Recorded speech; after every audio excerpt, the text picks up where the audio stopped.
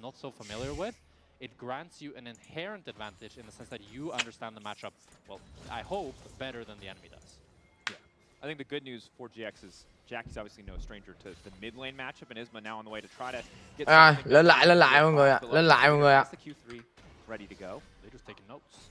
Still gonna stick around. Yeah, people really love that one. So Isma only. I've only seen him spam it all the time. I've seen a lot of people use it. Really?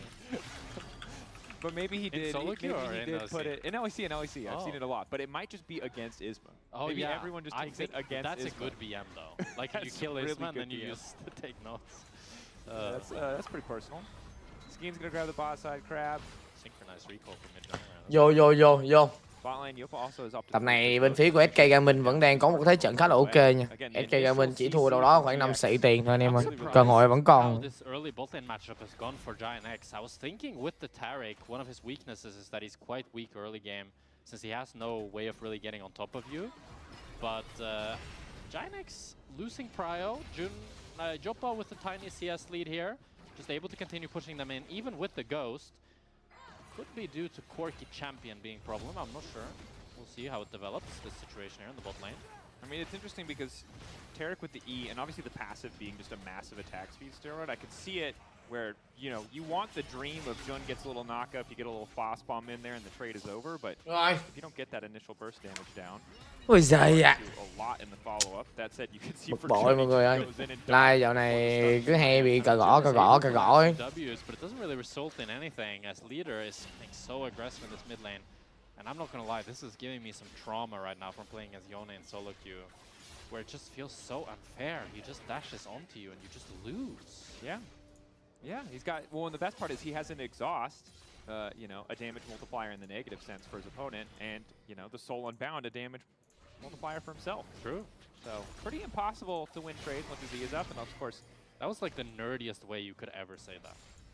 Okay, fine. He has spell that makes enemy do less damage and spell that makes him do more damage. Therefore, good. What do you want? Like, in English, please. I will just say the other thing, and I've made this point a million times, and I'm kind of tired of saying it, but I feel like for people who don't understand, Yone, the brothers have some of the dumbest early game scaling in the entire game. Not that they're strong early, but just that early items are so busted. Because attack speed is cooldown reduction. Rồi bên phía của thằng SK Gaming mà đánh game này mà đánh gọi là được có khi lại win rùa luôn mọi người. Có khi lại win rùa được. Some might ask. People who play against Yone definitely not pleased to see him come back with boots 2 and suddenly be Exodia.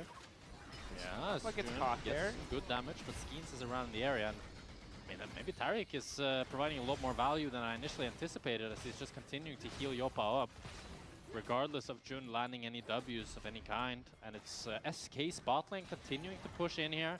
Skeens and Mickey has to run for the wins as leader is in base. So it's going to be the Crab going over to Isma. Nice reprieve for them. And Jackie's, I think he has a little bit of a freeze. No, I think the wave is slow pushing. Lot, however, does have a bit of a freeze, and this top lane matchup, while Wunder was able to pick up a plate and realm warping minions into the tower to get the wave out. So gọi là hai thằng này bây giờ nhá mọi người.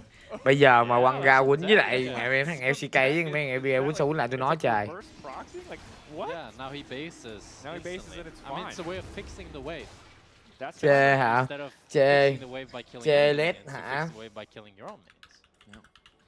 Of course, it's been last time we saw Rise Top in the LEC. It was played by SK. It was just Sakura in the top lane, not Wunder. So 2019, long time ago. Wow, yeah. And Wunder the one bringing it out again. It's ironic. It's 2019, huh? Yeah. Look, it feels full circle. Sometimes the script just writes itself as leader gets a nice buffer there. That was a very nice buffer. I mean, leader on Yone. It's a nice Yone. It's already up 15 CS, 400 goal as he's gotten a plate. And that's very uncommon on Yone to get this big of a lead. I mean, especially already before the Jackie's boots too. Like now he has the boots too, but he's gotten this lead before that. And that's without any Skeens intervention, without any Mickey intervention. This is just and yeah, with Isma going mid once as well, we saw. Tập này thì cả hai bên đều đang chưa có gọi là thực sự chưa có được một cái thế trận mà gọi là nó đưa chia ra cho thằng nào thắng hay thằng nào thua thực sự. Chỉ là một cái thế trận chung chung đến từ hai bên. You know, his empowered auto is giving him back stacks of his heal, so can just.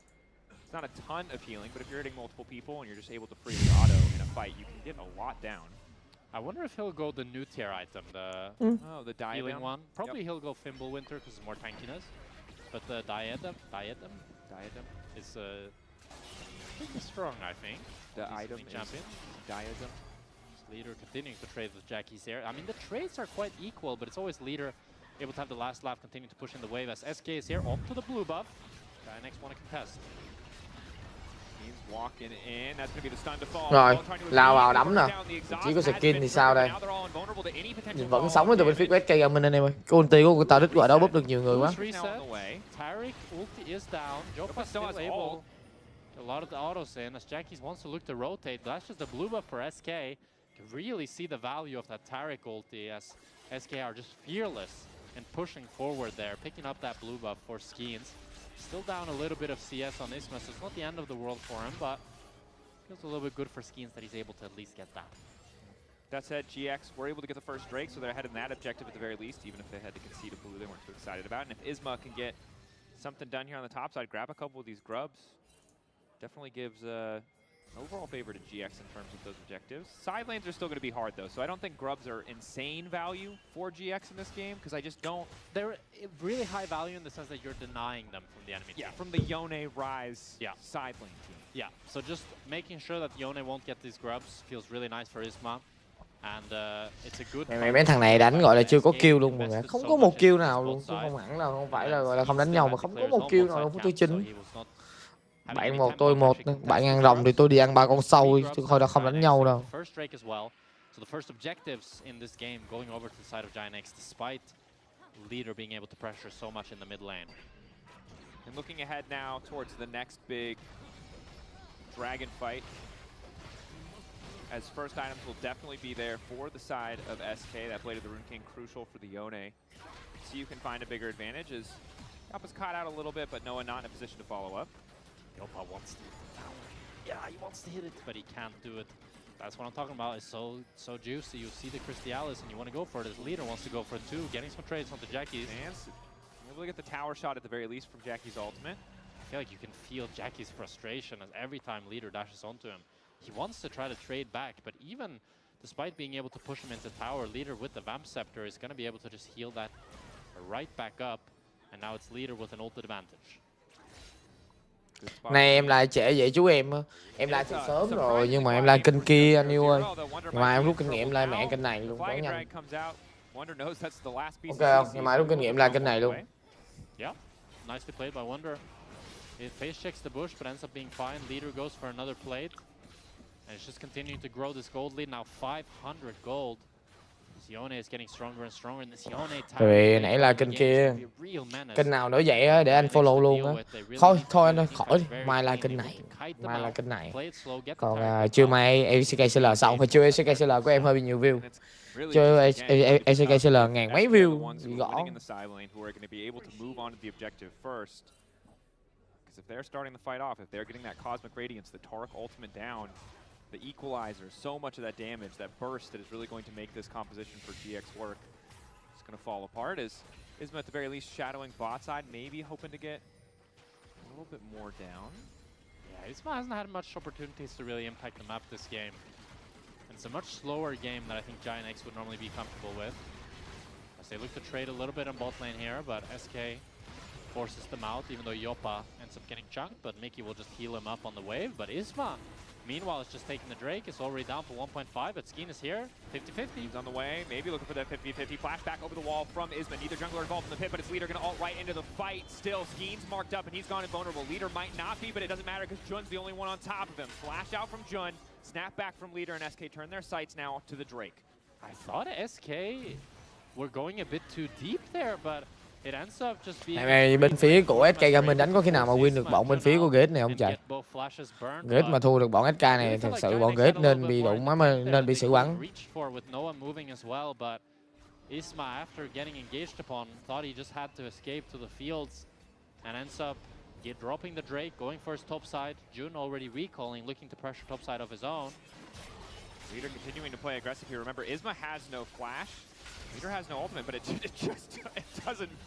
It's so hard. Like, Isma can't really help Jackie's whatsoever because if he tries to EQ forward, Leader just ease back and doesn't actually change the outcome whatsoever. Leader is living rent-free in Jackie's head right now. Yeah, and I think this is one of the difficult things about playing against what is this flex pick here is that he thought he was playing into Rise, right? He thought he'd have some angles where as fast as Rise is, you're going to have some pretty easy EQ angles. You're going to be able to trap him in the ulti. Yeah. Instead, now he's facing down this Yone. Má vị trí của Jackie pha này ông nằm mẹ pha đi quýnh cho nó có đánh nhau thôi. Làm cái gỡ trừ mà đánh gọi là chưa có một kill nào hết mọi người ơi. In situations where it just feels like you can't do anything is, we are very close to getting Leader solo killing Jackie's there. One more auto, one more Q probably would have done it. Yeah, Leader holding onto the flash there, deciding not to use it. Was wondering, I think maybe he thought that Jun was a little bit closer with the Rakan. He is really dominating this lane, and as you said, Dracos, I think Jackie's is not so happy about this matchup. Wanted to be playing into the Rise. A really good flex pick from SK is currently paying a lot of dividends, as Wonder is still doing quite decent in the top lane, pretty much equal gold. And it allowed Leader to get this counter pick on mid and set himself up for success. And I gotta say, it really does feel like this Rise flex into the second phase where GX wanted to. Em Long nghĩ đội nào win. Nếu mà win thì khả năng cao phía GX win, GX win. SK không có trình đánh với bọn GX này đâu, bọn GX này đánh cũng mà lắm. But this Corki pick doesn't really set him up to take over the game. It hasn't been a dominant laning phase for him. He does have a gold lead on his own, yes, but he hasn't really been able to do much to affect the game thus far. Yeah, I completely agree with you, Dracos. I'm also a Corki hater. Maybe Noah can be one to prove me wrong. We'll see in the later game team fights. As Leader's onto lot here, pretty much trading same amount of HP, but it's still, even though Leader's trades aren't the best, he has that Vamp Scepter, so he can always heal back up on the wave, and he's always the one pushing in, always the one pressuring. And Giant X have just tanking the pressure thus far. They've picked up one Drake, 1-1 apiece thus far. Second Drake spawning in 2 minutes, and then the Herald in 20. That's going to be the next objective that both teams really want to fight over, as the game is so close that both teams probably feel the confidence that any fight can go their way. Yeah, it's difficult too because Leader has the ability of the Rune King. He doesn't really need to reset for any item completions. You now see a bit of a Hát xì quá anh em ơi. the top side from Jackie's reset. Ngứa luôn bụi. Sau kia anh em ồn ào của anh em đó. Em Long quên để nhỏ mít lại. Sau kia anh em nhá, mới hát xì dữ quá. Chắc là muốn cảm rồi. 3 members here in the top lane, but Leader's already out. Yeah, Leader already got Jackie's to half HP, but now Giant X can hover Jackie's more and not allow Leader to actually lifesteal up on this wave and just allow Jackie's to poke him out a little bit. As Skeens, you over the wall, just hoping to lock him down. That ulti does absolutely nothing. Leader just barely able to make it out. The Soul Inbound will take him away, but a lot of cooldowns traded. Jackie's flash and ulti burned, as well as the heal and ulti from Jun. But I have to throw some criticism to Giant X here, because again, this is also 2 versus 3 with Skeens and Leader going in, but Giant X looks so flustered. They're not willing to take any fight whatsoever. They had the Jarvan ultimate, they had the Rakan W. They're starting up the Rift Herald right now, and with Vi and Yone having no ulti. Trời ơi, bên phía của GX đang đánh mặt rô mọi người. Ăn cho mình được con sứ giả khe nứt luôn rồi nè. Nói chung là hai thằng này đánh ao trình. GX gọi là hồi nó đánh, hồi GX nó cũng thắng rồi, cái mình delay GX thắng chắc luôn. GX không thua nổi cái mình delay đâu, cùng lắm mình thua cái cộng thôi. Thua cái đúng rồi. Thua cái trừ. Noah bị bắt nè, Noah gán xả ra được vị trí của Zoba nhưng mà không kịp. Ở đây Miên Cức vẫn còn sống rồi, Miên Cức vẫn sống rồi, Miên Cức vẫn sống rồi anh em ơi.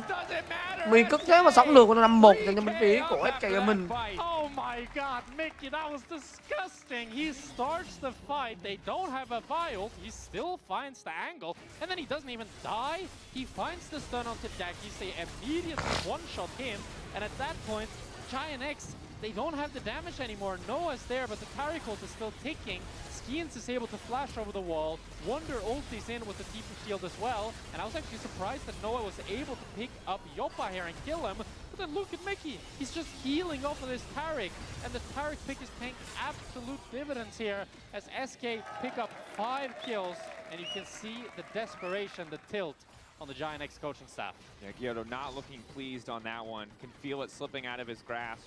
Probably frustrated. The players have been a little bit indecisive, and it's just not something you could afford against a Taric.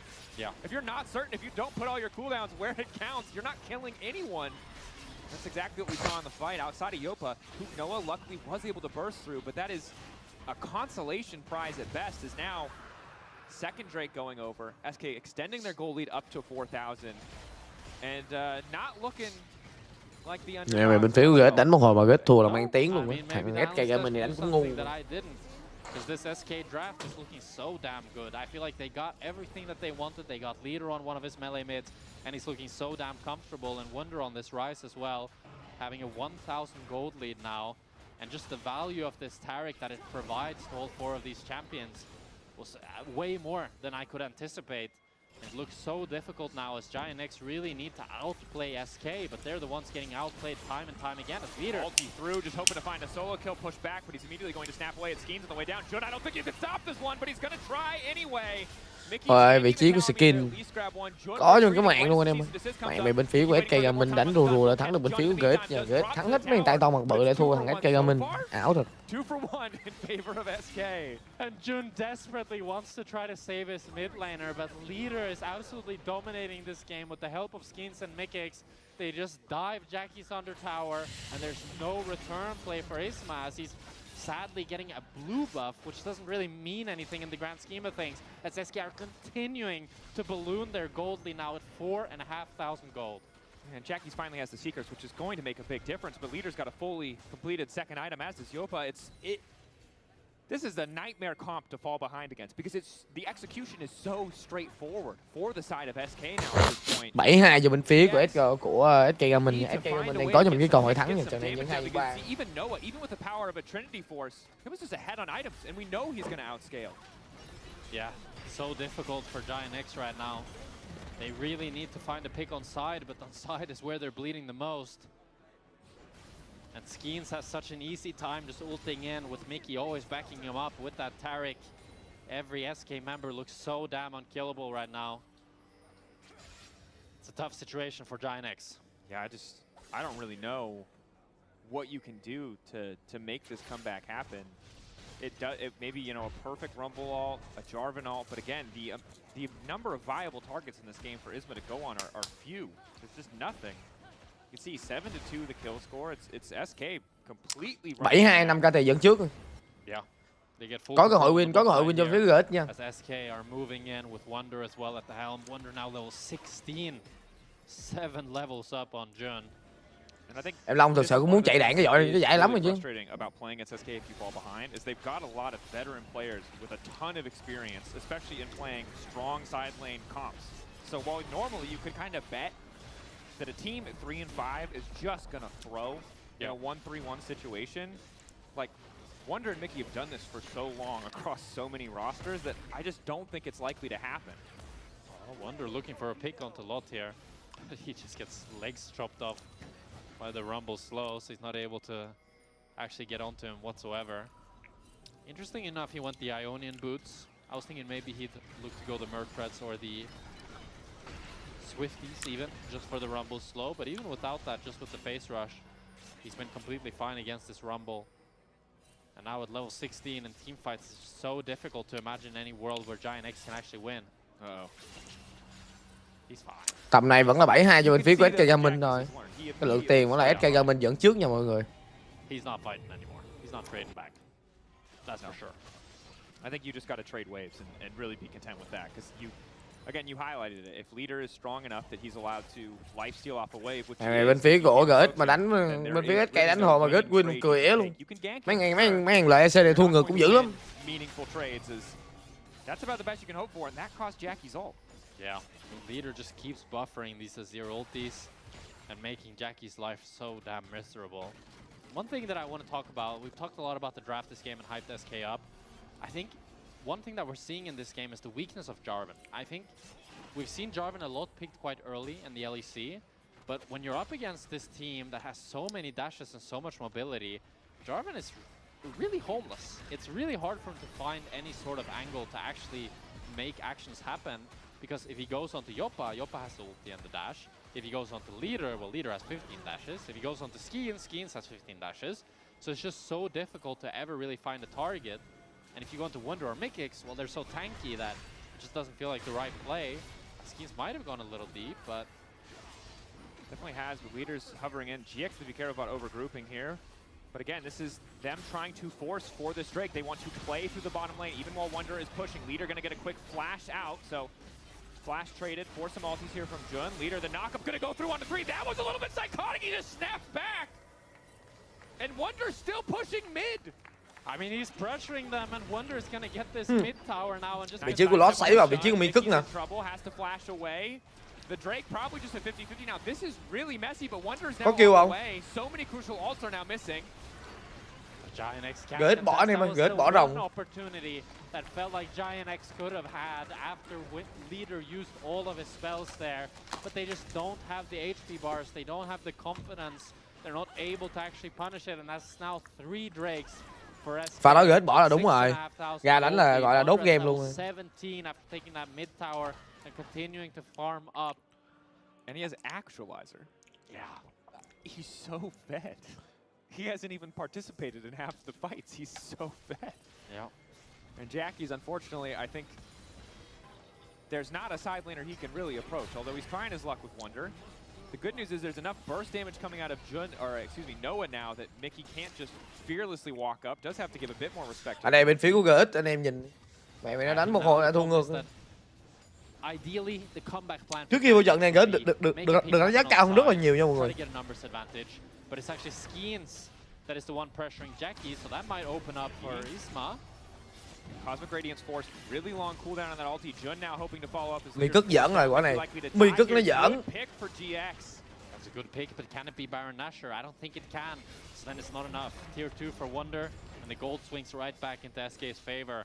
They use 2 ultimates. All they get is a kill on Mickey. It's not good enough. It's not good enough. The plate. The bounty, though, will help balance things out a little bit, at the very least. Noah getting closer to completing a 3rd item, 2.5. The armor pen is there. Yeah, it's still tough, but it's a start of something, potentially, for GX. Sad they couldn't transition it into more, but again... Em vẫn nghĩ là bên phía của gọi là... hên xui SK vẫn là win được. Mấy trận này ảo mà. Yeah, and with the Jackies being on the bot wave as well, they don't have any real Nash damage, since Corki doesn't do too damn much. We'll see if Noah can get that 3rd item. That could be a key spike for them. I think Noah needs to be the one to output so much damn damage here, as Lot and Jackies are down combined 4,500 gold. They're just not going to have the firepower to actually match their counterpart. So Noah needs to be the one to really turn up the heat if Giant X are going to be able to... Vẫn chỉ là 7-3 thôi mọi người. You can see Isma. We spent a lot of time just waiting in the brush there, hoping to set up some kind of crazy flank, and we mentioned it before. Jarvan doesn't have anywhere to go. He said homeless, and I think that's apt. You know, he just doesn't. He's just gonna wait. He's gonna pray that he doesn't get spotted. In this case, he isn't, and hope for that miracle flank that can maybe put GX back in control.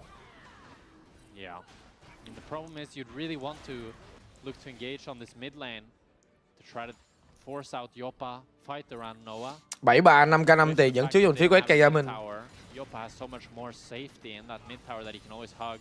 Yeah, and I feel like even if you kill Yopa, you're not so far ahead that you can risk grouping yourself up in the Baron pit. Okay, I think if you kill Yopa, you have to start Nash. I mean, you have to. Yeah. I just don't think it might lose the game. It's not simple and clean. But you got to do it. Yeah, you're right, and this is the point that they're in. They're so far behind that if you get a small advantage, you kind of have to gamble it all to turn it into something greater. Yeah.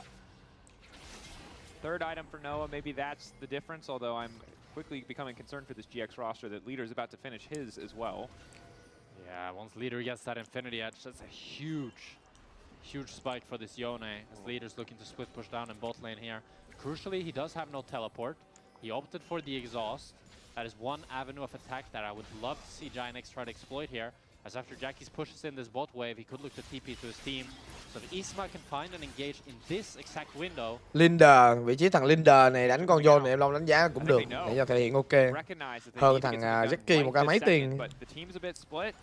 They don't find the angle, and SK, rightfully so, back away. Yeah. Despite waves being in a closed state, there's an argument that they could walk into the river. They just don't even try, recognizing they don't have access to that TP, that Leader won't be able to join. Yeah, with Yopa having that mid tower to protect him, it's just so damn difficult to make anything happen. As you see, Mickey and Yopa just hugging their towers until Leader's able to push out bot. And now SK get full control of this top side once again. Constant pressure here. Able to get these waves in first. They can try to match Wonder, but again, it really does feel like GX are very aware that they get one real shot at forcing these plays, and else SK make a big mistake, so don't want to take anything that isn't going to guarantee that opportunity to get onto Baron. Now we have a standoff. Yeah, a little standoff in mid here. Some good poke. I mean, Jackie's getting a lot of poke onto Yopa. Yeah, but forced back. And SK get full control of this mid wave. 7-3. Ở đây thì bắt được vị trí của Skin nè. Skin nằm không? Skin nằm. Có cho mình cái GA ở trên người mọi người. Rồi, Skin nằm nè. Lật được nha. Rồi Lót thui. Lót nó thui 2 thằng một lúc. 2 thằng nó ghim một chỗ cho thằng Lót nó thui. Mày bó tay luôn anh em ơi. Xong. Ngu. Em nói thương ngược mà. Em nói ghế win thì ghế vẫn win ấy. Mà sợ nó thua handicap rồi. Ghế vẫn win thôi. They get the GA instantly. They're going on to Nash as well. This is a complete comeback for Giant X here. Deny the soul. Incredibly important. If they can secure the Baron as well, things feel so good. 10 seconds on Mickey, 14 seconds on Skeen. Surely they can burn it down. Yopa sticking around. No ulti. Yopa has really high damage here. Thủ 11 không ai vô á. Back away. Full confidence. Yeah, what? I mean, I win được nè. But that wasn't it. And hey, there's the quirky damage we were waiting to see. Jackies can do more than enough. I mean, Noah with the 3 items, he's able to carry the fight there alongside. Thôi có ăn được anh ơi. So we'll probably get a replay here after Giant X will secure this Nash. Surely, yes, they do get it. Có ăn là được rồi, có ăn là được rồi. Rõ ràng trận này em nói SK win được. Isma EQs onto Skins, and crucially, they're able to take him down before the Tyrant calls, so he immediately goes into GA, and then Jun immediately charms in, and then gets onto Leader as well. And even though Leader gets a good ultimate and the Q3, Jackies swoops in, picks up the rest of the backline with the ultimate, and it's just a great fight from Giant X, and a not so happy Leader. And not so happy coaching stuff. Well, and I think rightfully so, but you can see the perfect storm that had to happen for GX to get. Mày đánh một hồi win được. Thua 5k tiền mà đánh như không có gì dành cho bên phía của SK GX chứ. Win luôn, win luôn chứ. All of the damage that was supposed to be unreliable in the face of this Yone that wasn't supposed to work against so many mobile champions. But GX don't hesitate. You know, the second they see that angle, they really make it work. And credit again to Jun, the hero of that fight. Noah and Jackie's doing most of the work in terms of damage, but Jun the one who really kicks things off. Yeah. Jun and Isma there being able to lock up Skins and then keep the fight going was exactly what Giant X needed. And now, with the gold lead evaporated, the gold is completely equal. Still 1 minute and 40 seconds left of this Baron Nashor. Giant X want to try to get a few more towers. They really want to play for this tier 2 top. But Wonder, with his pressure in this bot side, able to continue split pushing. Might need to answer Wonder's threat. Good damage from Noah, at least a little bit of poke. Yopa has... Okay, maybe Corki is kind of... Okay, well, Corki, yeah, that's a lot of damage. That's a lot of damage. Sorry, is that Collector 4th item? Yeah, I don't know, it's meta. People do it all the time on Corki, it makes no sense. I mean, this man knows what he's about, and it's getting money and finishing the kill. Giờ mà gọi là anh em mà vô SK là cút hết. Em nói thiệt, em sợ em nói là bọn này nó vẫn win nhưng mà nó sẽ thua handicap mọi người, nghi lắm. Bịp thật. Bịp thật. I think he's dead. Oh no, Jackie. Oh, the flash away. Oh, is Wonder gonna keep going? Oh no. God. Oh no. Now Giant X need to base desperately here. SK will continue to. Tại vì cái căn bản của thằng Grid này nó hơn Trình. Win giờ nào nó win giờ đó. Bọn này không có vị. Bit of a stinker. Yeah. Happens to the best of us, but I hope for his sake they find an angle to come back. Because again, if you win the game, it's a funny haha. If you lose the game, it's pretty bad. Yeah. It's a soul crusher. Especially there, because if Jackie is able to kill Wonder, his team can just continue playing aggro on the side lane. They can get that tier 2 and actually get a gold lead of their own. But now the gold lead just goes right back into SK's hands. And we're close to Yappa finishing off armor penetration item. Lord, you know, Lord Dom's on the way, and a QSS was immediately picked up after that previous fight to stop Leader from getting chain CC to make sure. Quả gọi là quả SK thua trận này ngợp luôn. Unfortunate enough to get caught by a recon charm or something else. Yeah, it's an interesting QSS because it is, as you said, only the recon charm. But just paying his respects there to Jun, as he's been crucial and really clutch in this game to find this much needed CC for Leader. And now with that QSS, he doesn't have to worry about any CC. Yeah, and the MR in general, of course. Yeah. Jackie's in a lot of overlapping magic damage there. That's true. But we'll see, because a lot of the earlier fights, right, it was so clear SK were able to initiate, were able to just get all their ultis down and do a lot of work. Were punished when they... Bây giờ tầm này thì bên phía của SK Gaming thật sự là lợi thế rất là nhiều mọi người ạ. Nhưng mà lại đánh mất. in position to respond from GX. Yeah.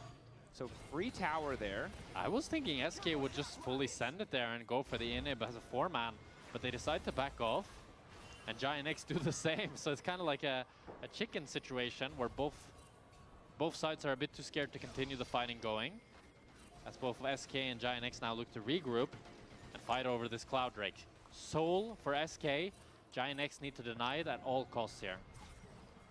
GX at least able to fight for mid control. SK set up to play through the bottom side of the map. They have a little bit of deep vision. You can see near the wolves to maybe set up around this big. Câu bán này quyết định nè, câu bán này quyết định nè, câu bán này quyết định thằng nào thắng nè. Hai đi cáp là chắc là cút rồi, còn cái mình thì lai thôi. Ready to go, holding it as long as he can, but obviously very easy to stack back up. Lot also waiting over the wall. They really haven't marked the flank. Noah wants to find some good poke here with these quirky rockets. Leader has spotted Lot. Lot now backing away. Jun ready to kick the fight off. Has caught Leader. Leader trying lại nè. Lao vào đến từ vị trí của thằng John, nhưng mà John nằm tìm được cookie kìa. Just in time. Yopa has to make the difference, but GX standing tall in the 5v5. Mickey's continuing to heal. The stun coming in, the double stun. Yopa in the midst. Nhưng mà bên phía của GX vẫn có cho mình con rồng anh em ơi. Cover được con AG là con đam nha, cover được AG là còn đam nha. Denying SK. And Giant X have all the right pieces. They're looking to end the game. It's a deja vu for Yopa as he's facing down 4 members, and Lot is looking to run him down. One harpoon enough to slow him, enough to finish it. GX, they Còn were double của thằng Lot quá mạnh đi. disastrously far behind. Thui lại đi. When it mattered most, they found a fight. When it mattered most, they stand it strong. They denied SK their combo. They denied Leader the Yone plays, and they dominated in the fights. GX taking down SK. And Mickix felt like the miracle worker, but Giant X found the ultimate miracle and were able to come back in this game despite a 7,000 gold lead. And it was hard fought tooth and nail, but Giant X, while they don't fully secure playoffs, only in 1 out of 65,000 scenarios do they not make playoffs after this win. And of course, you can vote for your player of the game, Jackie's, Noah, or Jun at LEC on X. I don't think either team walks away happy about this game. That's for sure. But one of these teams walks away victorious. And in this race for playoffs, frankly, that is all that matters. And I think as audience, we walk away happy because it started off as kind of a boring game. It seemed like SK was just going to stomp, but in LEC, nothing is as it seems. And unpredictability is the name of the game. That it is. And what we've learned more importantly is that despite the early game seemingly convincing us that our analysts are correct, they were also wrong. True. That makes me happy as well. There you go. Perfect. It's about the little things, the little victories. We're going to head to a quick break. When we return, more League of Legends action. Don't go anywhere.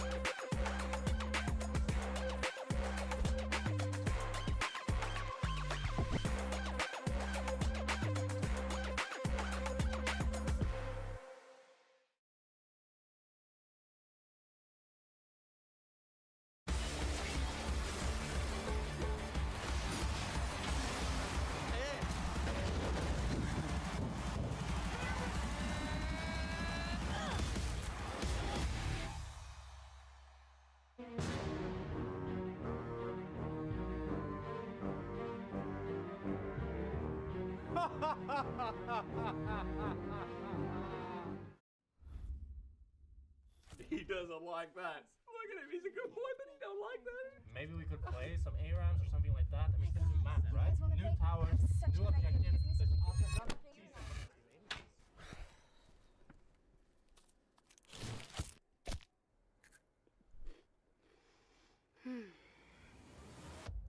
Have a break. Have a Kit Kat.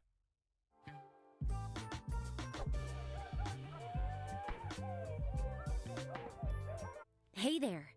Every season starts the same way. Everyone wants to win, but not everyone prepares the same way. I can't wait to show you what I have in store. And trust me, this year, everyone's leveling up.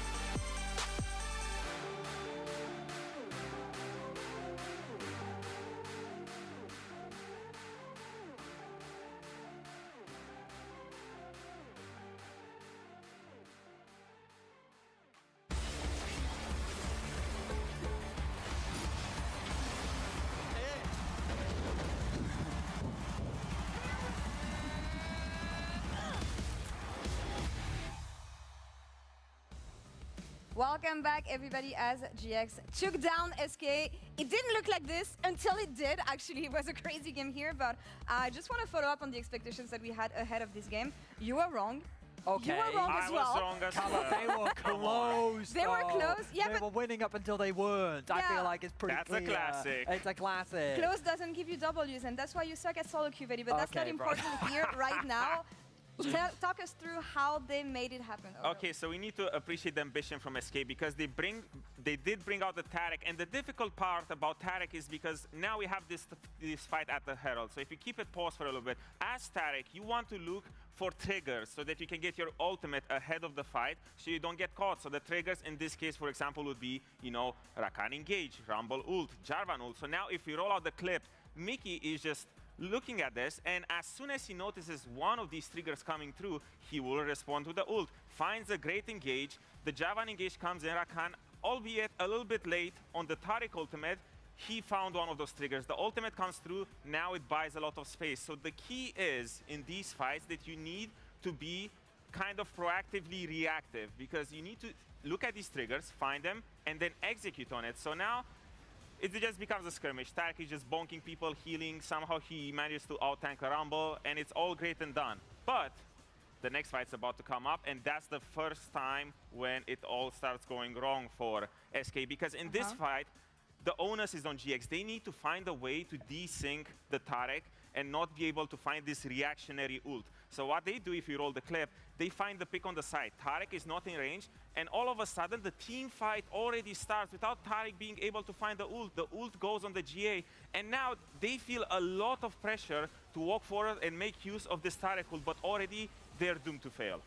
I think SK was in a situation where they needed to leverage their side lanes. And I think when you're going up against a Jarvan, Rumble, Azir, you got to remember that just in the straight front-to-back team fights, especially around that Dragon, which became a key focus for both sides, it was much easier for GX to ultimately execute. And once they figured that out, once they were able to bait the Tarek, as Odo was saying, it just became a much easier game. So credit to GX, they managed to adapt as the game went on and was able to climb their way back into the game. And it was a valuable win for them because now while they haven't locked playoffs, they've basically locked playoffs, yes. So one out of 65,000 scenarios, whatever, where they can't make a lot of scenarios. A lot of scenarios is what we're 65,000. Thank you so much, Don. On the other side, SK, honorable efforts. We'll see them next week. Doesn't look so great right now, but that's the story for the last week of Best of One. Now, the main dish of the LEC, LR versus Navi, because when it comes to playoffs chances, LR are about to do one of the biggest runs we've seen in Europe in ages. Taking down Heretics, taking down Shifters, MKOI. Oh my god, G2 yesterday though. That was the big one. I mean, it was a monstrous win, absolutely monstrous, because yes, people will argue that it is only a best of one, but it's important to remember that the best teams in the world will still showcase that consistency even in a best of one. And so to be able to take games off of these very well-known names, to take them off of very talented players, like it wasn't just G2, it's the fact that it was KOI into G2, back to back.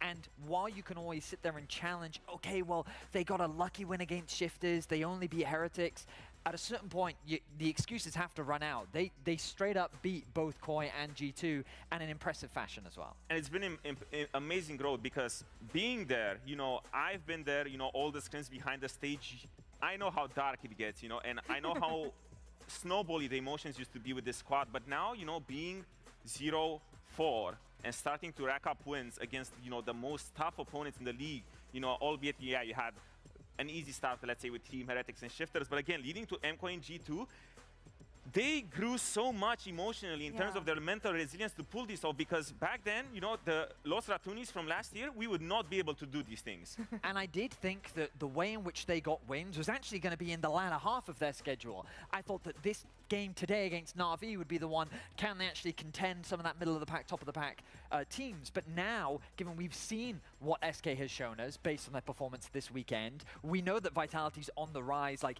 it's a very interesting situation for LR to be in, because the road ahead, I mean, it looks very realistic for them to make it to playoffs. It looks like a really even matchup, honestly. Makes me really excited for this game today. On the other side, Na'Vi, from what we saw yesterday, we kept on saying we want to see more from them. We want to see them having more tools and drafts at their disposal. what they played yesterday, super front to back, easy to execute, the dream for Sivir in the bot lane, and they executed that perfectly. Exactly, because our main criticism was like, what can they do outside of Village? Well, now they're showing, because the Sivir yesterday, when they needed him the most, he did pop off, albeit the comp was great for him. He had everything he needed to do a front to back, but he dished out incredible damage. The Sivir got to 7 items, and it felt like, you know, everyone's peak fantasy when they play Sivir to just have the bounces go back and forth. And I think that this game today is super important as well, because you see their schedule ahead of them. I mean, of course, LR has already beaten the 2 teams that they're going to be going up against, and it brings into question how strong G2 and Koi is right now. But Na'Vi, in terms of their schedule, LR looks like the easiest opponents, and if they can get this win today, it puts them in that 6-win category, puts them in a very strong position to lock one of those top 8 spots for playoffs. Final question for me though, how do they beat the Rats? Because I keep on seeing a lot of comments on social media, how does Velia keep on getting away with the Mondo, things like this. What is the strategy for them today, for Na'Vi, to take down these Los Ratons? Because they are hungry. Holding on to that early game advantage is very important. We've seen teams get it, but then they lose it. And I think that experience difference is something that they have to be very cautious of, because when you've got a lot of young players going up against Nemesis, Reckless, and Crowny, that experience difference can be the difference maker in the winner of this game. I think you're taking it a bit too far, Vedi. You're complicating things, because they're rats after all, right? And I feel like the social media manager got it right. You just set up traps. My bad. You're right. My bad. I mean, those traps are for Bousy proxy, you know? it is always going to go back to Bousy. Is he going to have a great game, or is he going to get caught in the rat poison? Well, let's see if Na'Vi has something to tell us ahead of the game, as Genie is standing on stage with Samdi. Take it away, my dear. Samdi, we are finally going to give you the flowers that you very much deserve, because you've been playing so well, and yesterday we had to pivot a little bit, didn't give a chance to get you the interview. So here the interview is. Can you let us know what your keys to success has been in these last couple of days? I mean, we play good. Yeah. Like keys, playoff. I want to go playoff. Okay. Well, to get to playoffs, you have to beat Los Ratones. They are 4-0 so far. You know, they've been winning game after game after game. Well, how do you think that's going to go? I think we're going to win. All right, thank you so much. And with that, we're ready to head over to our caster. So, guys, take it away. Samdi, effective. Thinks he's going to win. Thinks he's going to win. Does not think he's going to lose. Does not think he's going to lose. Kills. Does not think he's going to tie either. Well, which is impressive, because, you know. Could always tie. You could always tie. It's never happened in the history of the league, as far as I know. But today, again, we're in the... Maybe last game was kind of felt like a tie. It wasn't, not as far as the scoreboard is concerned. The LEC versus timeline is a weird one. Yeah. I mean, now, as the Los Ratones resident caster expert, since I broke down their game today on my stream, I can say that the bans that I believe Vitality should be doing here is Sion, Dr. Mundo, and then either Caitlyn or Ryze. I think those are all really fair call-outs. But I did meet Velia, and he said he thinks they're not going to ban Mundo, so maybe he knows something I don't. Let's see if they ban it. Sion. Well, they banned Sion. We can't see it on screen yet. Yeah, we have proprietary information here. We'll wait, so we can all experience the draft What? together. They banned... No, sorry, I just... All right, here we go. And Sion and Vars are banned. Okay, we're all caught up now. We're all at the same point in the draft. Yeah, let's see. Mundo? Mundo ban. Okay. Hey, okay. That's 2 out of 3. Let's see if they follow the formula. Ryze or Caitlyn is the third ban that I believe, if you want to beat Los Ratones, you should ban Ryze or Caitlyn on 3 here. Let's see what Los Ratones ban, though. They ban Orianna. Okay. Interesting. Okay. I would have felt like that would have been a nice pick for them. I guess they don't want to give it to Phobia. It is an incredibly comfortable pick for Phobia as well. Final ban here for Na'Vi. I think it's going to be Caitlyn or Ryze. I think it's going to be Ryze. Oh, wait, it's a Nivea. Okay. That means Ryze first pick. That's my prediction now for Na'Vi. Because banning that Nivea, Nemesis had an absolute fantastic game up against Caps on the Ryze, and it's a really good matchup for the Nivea as well. Now the question is if LR wants to ban the Ryze, or if Nemesis has something else that he's comfortable into it. With the fact that they've taken away the Orianna as well, maybe Nemesis just wants to ban it out, but they ban out the Azir instead, actually. Making it still fine to play the Ryze. Yeah. So I'm assuming here it's going to be a Na'Vi Ryze first pick. And then that also sets up Relech really well for his kind of more creative jungle picks. As typically, whenever you have a mid-jungle duo, you want either the mid laner or the jungler to have setup. So when Ryze has that root, that means that Relech can play champions that can capitalize on that, then he doesn't need to play champions that actually set up their mid laner. Yeah. Instead. Relech was here yesterday. He had to listen to me talk about how much I hate Wukong. We'll see if it stuck with him. As True. Maybe he picks Wukong now to spite. As Crowny Hey, goes for the Caitlyn. lại đi em ơi. Vô. Maybe Game mới nè. well, second rotation. I mean, that's been a classic bot lane that they've been looking for. And Crowny's had a lot of success on this champion. It's been kind of their one power pick that they really had some good bot lanes on and really was able to actually bully lane. So when I'm looking at this, I'm thinking that Reckless wants to go for this Braum to pair it up with, or the Nami. I think Pantheon, also a pick that Lost Returns were able to win on up against Team Heretics, and a pick that it serves a similar purpose as Mundo, not quite as tanky, but does have that invulnerability in one direction when you use that E. So still has a lot of tankiness in that respect, and also has that global that can be oh so powerful. But now the debate coming in from Navi, really taking their time on this pick. Yeah, looks like it's going to be a Jhin answer here for Samdi. So Jhin kind Yo. of this Caitlyn. The goal is to just kind of clear waves, and then later on in the game you can outrange her with the W and the ultimate. Bên đây là LA bữa giờ đánh liên thắng đó nha. Thằng LR này mấy bữa này đánh toàn thắng thôi mọi người, ảo thật. Flashy, it's more about setting up his team and setting up his other carries. So that I'm really looking for a spicy pick here for Relech. But I think that the Rumble makes a ton of sense, honestly. Rumble Jhin, just an old tried and tested. Really classic pairing. Caitlyn obviously has a 90 caliber net, but it's not really instantaneous mobility. So if you find a good angle, if you find a route, it's pretty easy to make her life difficult in those fights. See if Lost Returns are able to find a carry for mid lane with a little bit more mobility. Because again, any immobile champion at this point into this Rumble Jhin rise is going to feel really tough. Aaron's going to take the Cassante. I mean, this is a rare Cassante from Bausi here. Not a big fan of the champ normally. He was always kind of a Cassante hater and didn't really want to pick it up, but he did play it, I think, a few games in ERLs, and yeah, he's willing to pick it out today. It is a great matchup into the Rumble, as it's able to actually survive Rumble's malevolence in the early laning phase. Khả năng cao nha mọi người. Khả năng cao sẽ là một cái chiến thắng cho bên phía của Navi mọi người. Nó thắng thì nó vẫn thắng thôi, nhưng mà cái 2D cap vẫn chưa biết được nha. I will say that I really like what Lost Returns have put together. I'm sad we have Cassante again, but the context of the players is going to keep it interesting as we see the Braum banned away. I'm thinking a Braum Nico ban. That's what I'm thinking here for Navi. Braum is just a great pairing with the Caitlyn if you're going to go for an engage support, and then Nico provides a really good laning phase with the Caitlyn while also giving you that later on game engage, and I think it's one of Reckless's best champions. So being able to take that away, maybe Reckless will go for the Nami once again if he's feeling a little bit frisky. As it's a Nautilus ban last here from LR, just an answer of the Braum ban. We'll see what Navi decides to ban last. Nami or Nico is my prediction. I like the Nautilus ban. Obviously knowing when the depth charge is going to hit makes it really easy to get the Jhin and Rumble follow-up. What is the angle going to be? One final ban from the side of Navi before we enter the second phase. Yeah, they're taking their time with it. They're not sure themselves.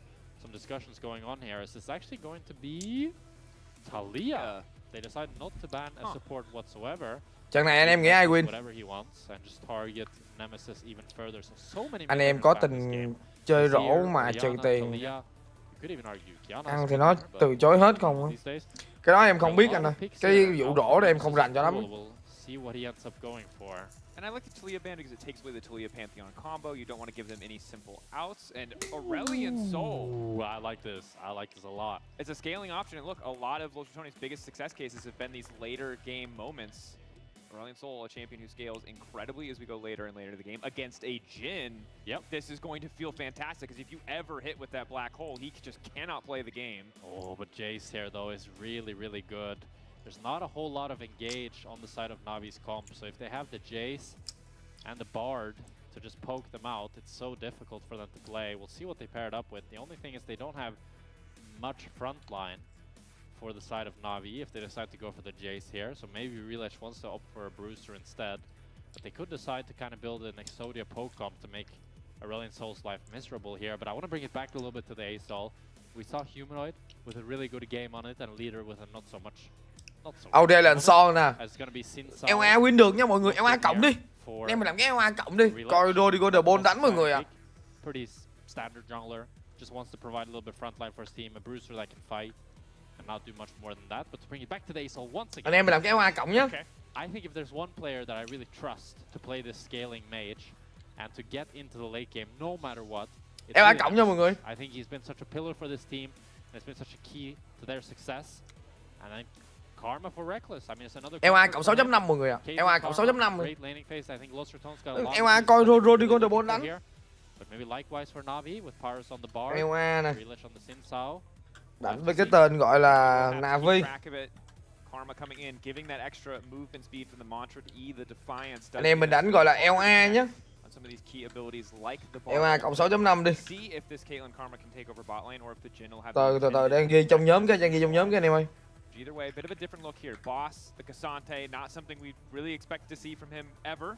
Lô. Game in LEC, but not his first Em Long game, nhá. you know, Hello anh ơi. Đang coi LEC. See how comfortable he is and kind of the most iconic top lane matchup we have in LEC. That's true, yeah. Not the most exciting, but you know, the most played. Yeah. Đang coi LEC nè. But you know Vô what ngồi they chơi say? luôn. If you want an unpredictable game, you need to have a predictable draft. Everybody says that these days, so that's what they say. That's what they say. That's what they say. That's what you said last game, and you're committed to making it a thing, so yeah, I'll support you in that. I believe that will be a saying after today. Here we go. Los Ratones already on a historic run. Will it continue? Are we going to get the You Are Here 4-4 into 5-4 into 6-4 into 7-4? Will they take down every single opponent, or can Navi be the one to slow down the momentum of these rats? That's the question on our mind as we get into our third game of the day here. Schalke no fear, the miracle run maybe never left us after all, as Los Ratones are looking to make it 5. With Caitlyn back on the board for Crowny, a great scaling made for Aurelion Sol, and a pause, as is tradition. I feel like there's been a lot of pauses in the Los Ratones games. Nap time, guys, nap time. Cái gì vậy? Chưa đánh đá bầu rồi, chưa đánh đá bầu lại rồi mọi người ạ. Trước mặt em có anh em đó là Rodrigo de Bon nha. Well, I didn't see him start the process. He just immediately. We came out and he was like this. I like how he's like. He might be saying. It's like he's like intensely thinking right now. I was like, oh, I didn't like that trade. You know, he's like visualizing. He's visualizing, yes. Visualizing a good def. Cassante, yes. A good def.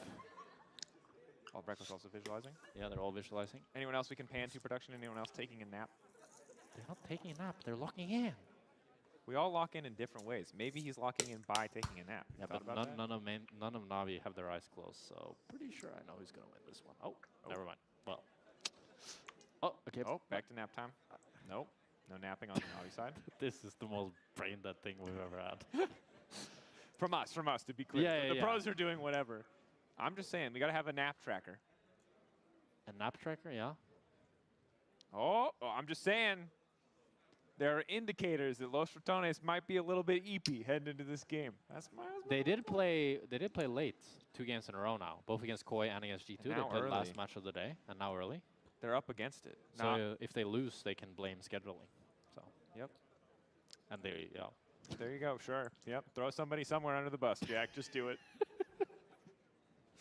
Yeah. You don't care who's got to get taken out for you to be funny, huh? Just take anybody? Yeah, my bad. Well, the game is resuming We're shortly. resuming. Nap time over. Thank you all. If you took a bathroom break, hopefully you made it back in time, and we're ready. The pace will increase as Crowny and Reckless looking to get control of this bot side river here. They get control of the bot push. Reckless, Paris. Rolling the R's is... This is the Q onto Paris. Paris gets the Q. Does it on Đầu game vô anh em nghĩ có quýnh lộn không? Hai thằng này anh em nghĩ có sẽ là có quýnh lộn không? All right, you're gonna have to take a breath, my guy. You need to just a little bit. It's nothing has happened yet. Everything has happened. 15 gold. Nemesis gets the minion. Plus 20. 20 gold. 40 gold, man. He's dominating the 1v1. There's no coming back. Oh, Reckless focused on. Okay, that missing there. That's not a great one. Okay, yeah. so Summoner spell missing. Of course, Barrier relatively low cooldown. I mean, Crowny is the inventor of barrier. 4 shot. It's a nice poke.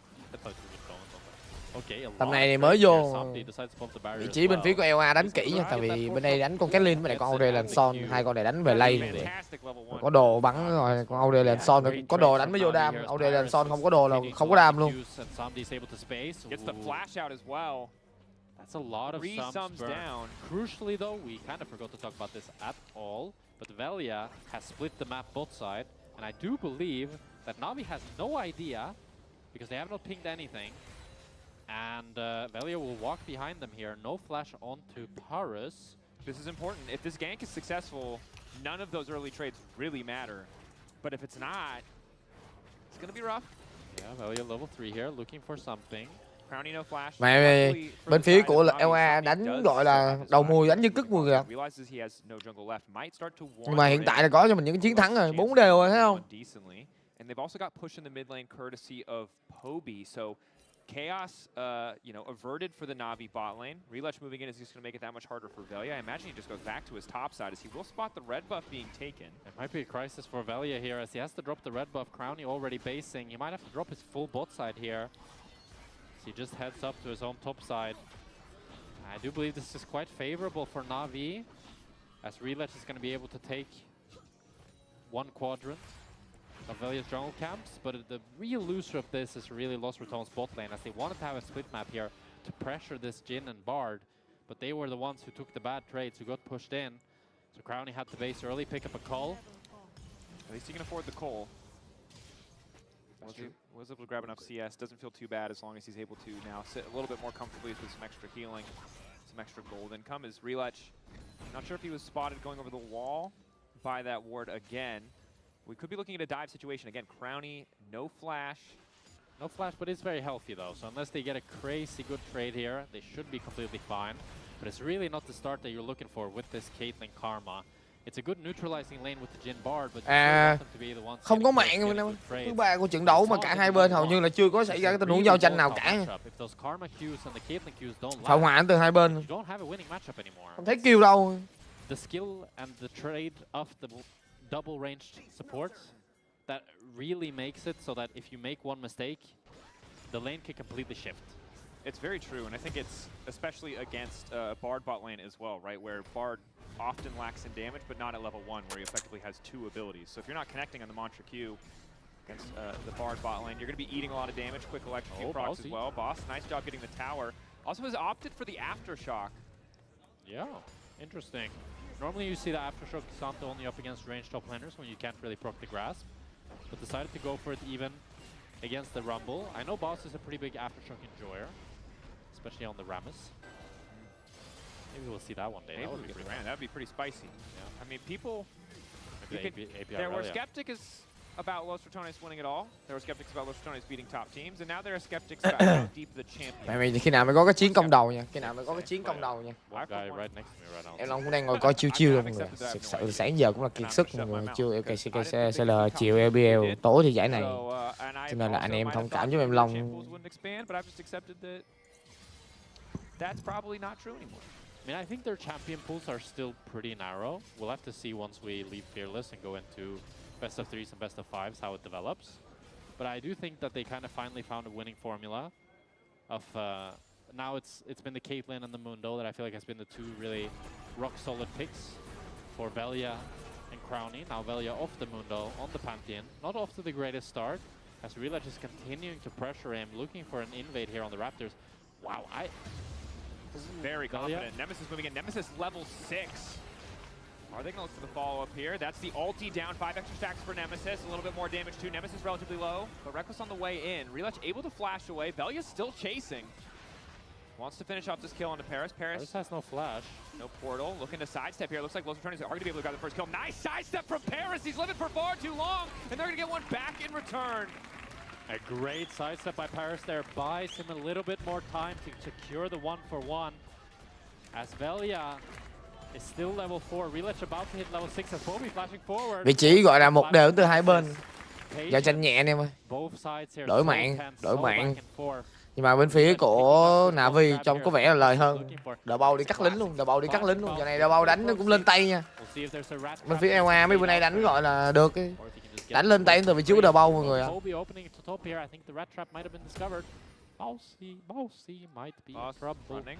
Resetting. Poby has spotted him.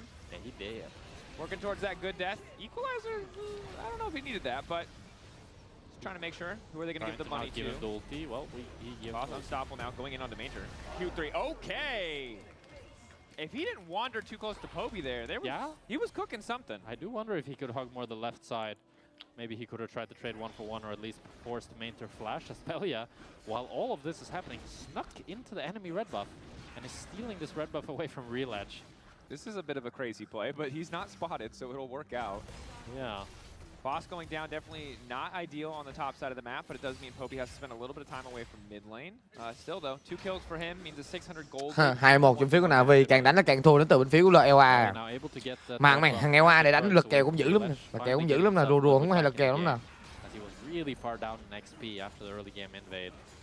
Now he's pretty much equal with Real Edge, so a huge win for Los Ratones. And it doesn't look like he was spotted by that ward that just expired either, so may get a little bit of extra time if Real Edge wanders up to the top side expecting a camp to be there. Yeah, Real Edge is going to feel deja vu. Finally, the turns have tabled, as it were. Oh. Okay, level 6 there for Crowny. Unfortunate base timing, you can see. Get a call on the first base, went back for a pickaxe, wasn't able to get the BF sword. Sambi was able to grab one for himself. I'm curious if we'll see the Crowny Infinity Edge first again. Like, I had this discussion today on my stream where I was looking Game 2, G2 hôm qua thua tụi này hả em Long? Chuẩn luôn, hôm qua G2 tụi LA thua tụi LA này là anh em tin được không? LA này bởi vậy em mới nói là mấy trận gần đây đánh gọi là khá là ảo mọi người, không hiểu sao đánh thắng nhiều. I don't think IE first is a good item, just because in general the way IE is designed is it's meant as a later game item, and whenever it's purchased as a first item, Riot nerfs it because they want it to be a scaling item. Why is it a scaling item? Because the more crit you have, the more value Infinity Edge gives you, and it has very expensive components that are not so strong. But I do agree with Crowny that sitting, like, essentially component maxing, us Draven mains, we invented this, it's just you buy a ton of components before you buy a full item, and I think that's a great idea to do on Caitlyn. So I would like him to just sit on the pickaxe, sit on the VF sword, but then I think you should transition into the Stormracer rather than into the Infinity Edge, and then you can pick up the Infinity Edge second, and you have a much better first item spike. Stormrazor, nice for both of these AD carries too. That extra bit of movement speed makes it a lot easier to win out on these short trades, both also with fleet. Yep. Đánh một hồi, lật được, có đội hình có con Caitlyn với lại con rồng lộn này lật được. Crowny building up a goal lead for himself, 10 CS advantage plus the Cole. Yeah, I mean, only going to continue to grow. We kind of stopped watching bot lane too much as things were happening around mid and top, but while that happened, even after the shaky level 1, it's been a plate going over for Los Ratones, and Crowny building up a little bit of a CS lead, as you said, which has been really nice for them, alongside Reckless having that a little bit of gold lead as well. So, good early game thus far for Los Ratones. Crucially, Real Edge was able to pick up the first dragon. One of the things that I feel like Los Ratones have been really good at is just stacking those drakes. So it's really good for Real Edge to deny that. And then 2 minutes now for the Mountain Dragon, and that'll definitely be the top priority for both of these teams. Yeah, important to deny those drakes away. And I gotta say, the evolution of Los Ratones has been a team that could not make it through laning phase to a team that's pretty comfortably handling this laning phase. Of course, the gold is still slightly in favor of Na'Vi, and I may have spoke too soon as we're about to see some action on the top side. Bầu con phải có đồ mới đánh được. Chờ đi anh em, chuẩn luôn nha. Yeah, Boss forced to use the flash. Thằng này đánh cũng vì team. From Real Edge to force it. Now both top and jungle looking to base. Los Ratones in return trying to get control of this bot side, since they know that enemy jungler is top side. Yeah, this is the nice thing about having kind of the innate advantage in bot lane, at least thus far, is the second you see enemy jungle, you know you can just play so aggressive, step so far forward. Yeah, good mantra Q from Reckless onto Paris. We just keep trying to stack up these individual leads, as Crowny needs 3 more minions to cash in that call, continue growing that gold lead. Baus has the Q3, could look for an engage onto Mainter here. And now no longer has the Q3. Oh, he might still go in. Oh, but he has the power of confidence. That's an important power to have. Đánh một hồi. Em nói mọi người bên phía LA mà nó win cười bệnh nữa. Still Cassante versus Rumble, no matter what the nameplate say. So you know, it's still chill. You know, don't you think? Hôm qua giờ khinh mấy tuần này khinh thường LA nó toàn thắng thôi. I do think though, Jack. Thank you for checking. Because what I was gonna say is, don't you think that Rumble kind of promotes technological misuse, like misuse? Because he's constantly promoting you to overheat. But if you overheat your technology, power is missed, will break. That's very true. If you overheat your technology, it's not gonna work better. It's gonna break. Or even harm could happen to you. You shouldn't do that. It's true. So maybe whoever designed Rumble should think about that one. Yeah, but it also represents the portion of the audience that can't afford to pay for liquid cooling. You know, you gotta have that representation. Sometimes when you're trying to run Cyberpunk or whatever the heck, or whatever the modern version of Crysis is on max settings, and your computer sounds like an airplane. I think Cyberpunk is the can it run like it's the modern day Crysis. Yeah, I don't know what's come out since then. I don't know. Something graphic. But yeah, Rumble's out there representing the people whose PCs sound like airplanes. What I mean, but Rumble works better when he's overheated. And it doesn't work better. I mean, I'm pretty sure that if I was going to hit you with a piece of metal or a piece of metal that was overheating, one of them would probably hurt more. Jack. Okay, yeah. Probably both would hurt though. Probably both. Farm lane với thằng Ela nhót sớm đấy. Thằng Ela gọi là có con rồng này farm lane cũng ngon nè. Con rồng với lại vị trí con Caitlyn đánh về lane ngon mà. Thả mưa tên lửa xuống nè. Gọi cho mình cái ulti xuống đến từ vị trí của Son, không giúp cho đồng đội của mình ăn lại được vị trí của con rồng mọi người ạ. Đầu bao không bắt lại được ai hết, bỏ mẹ rồi đầu bao ơi. Có con K-Center follow nữa, ăn lại được mạng của con Rumble mọi người ạ, đỡ. But yeah, managed to trade 1-for-1 on the escape. And Balsi goes 1 versus 4 and gets all the flashes crucially from Na'Vi here. So even though it's the Drake going over to Na'Vi, it was 5 flashes burned from all of their members, and none of the Los Ratones members ended up using the flash. However, the fight starts off here as Baus is really isolated, which is what allows Na'Vi to immediately pull the trigger. You see Baus on top of your screen here clearing this wave, and that means that Na'Vi has all the pressure, all the time. They need to actually secure the Drake, and then by the time Baus is here, the Drake's already gone. Mainter flashes out, but he's still able to force so many sums. So even though this is a 1-for-1, it's a very, very good play from Baus here as it forces flash from Jin, flash from Bar. Vẫn chỉ là gọi là chiêu chiêu nha. Bên phía của Na'Vi có cho mình 2 con rồng làm vốn mọi người ạ. Còn Ela thì gọi là Infernal Drake as well with the Jin Rumble team. Gonna feel pretty fantastic now. Ela thì có gì? 4-4. Vẫn là gọi là cái lợi thế cho mình phía của Na'Vi.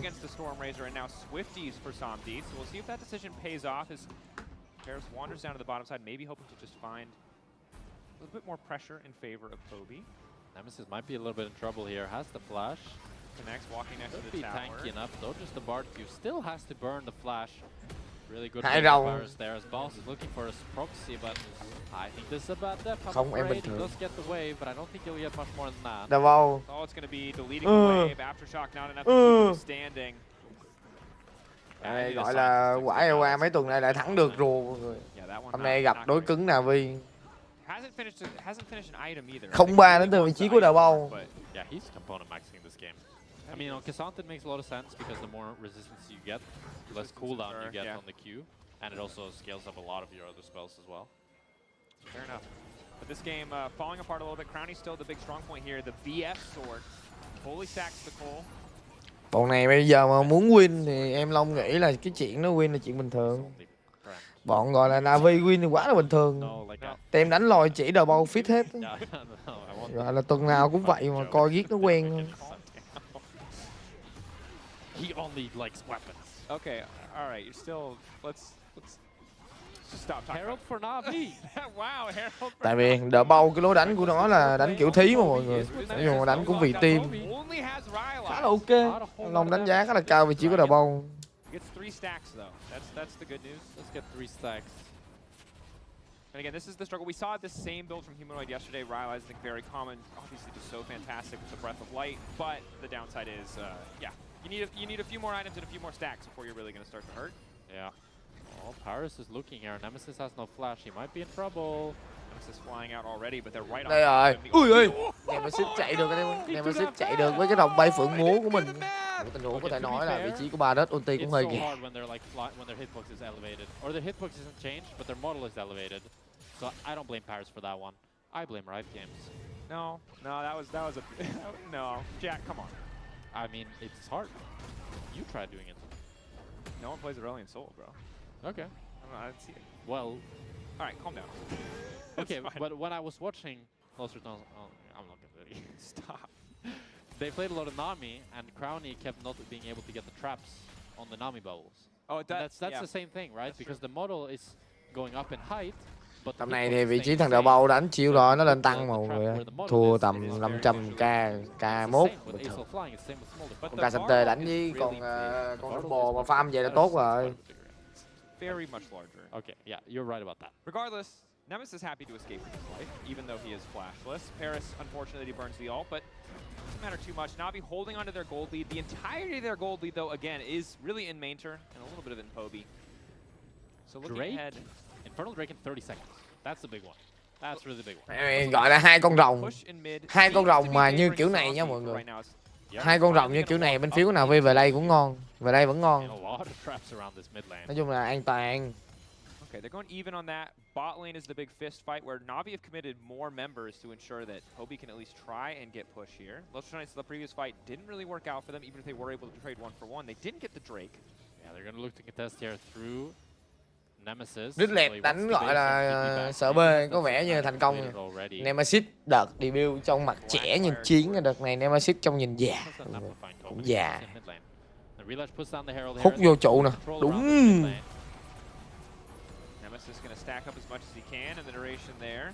Finally at 181, so stacking well. Nemesis đợt này trong già nha mọi người. Getting a little cheeky, trying to just take this Drake. Yeah, they're starting off the hero. They're starting off the Drake rather, with Boss moving in from mid lane. TP there. Ulti from Paris buys a bit more time as Nemesis is off on the flank. Onto Zombie, has the fully activated ult stacked up and available to go. Stun Ela Vanja bị bắt. Bên phía của Ela nhìn trong nhót đấy nhờ. Mày đánh gọi là đường nào cũng gãy nha mọi người. Đánh đường đi lối nào thì cũng gãy hả? Navi dominating. It's a disaster for Lost Ratones as Navi gets the third Drake. They're gonna get the mid tower. Nemesis, Velia, Baus all end up falling. And Nemesis tried to find an angle onto Samdi, but he just didn't have the damage and Samdi was able to escape. And with that, Relech stole the Drake as well and everything has come crumbling around the Rats. You look at the start here, positioning good, but Paris crucially buys a bit more time. Really well-timed use of the binding as well. Yeah, Relech able to pick up the smite there, and then Samdi is able to flash away, open up the curtains, shoot down Baus and Nemesis bow. Vị trí của thằng Han Samdi này bắn ulti cũng ngu. Cho Han Samdi đánh gì phải đúng khủng hoảng luôn, bắn 4 viên trúng viên. And the game is slipping out of their grasps, but if there's one thing the Rats are good at, it is a comeback. But with 3 Drakes going for the side of Navi, they have a really clear win condition in 3 minutes. 3 rồng cho bên phía của Navi. Đánh đơn giản mọi người mà hiệu quả. 3-minute 40-second montage to stack as much as you can, to get as much money as you can, to be ready for an inevitable fight. Maybe they feel like they could concede soul and outscale here, but it just doesn't seem likely. Soul, Infernal Soul especially on Jhin, Ryze, Rumble. I think there'll just be too much damage in these team fights. Brownie gets some decent damage onto Relech. 7-2 cho bên phía của Navi, 3 con rồng dẫn trước. Lợi thế nhiều nha, lợi thế là nhiều. Alright, now the timer. Like I said, 3 minutes.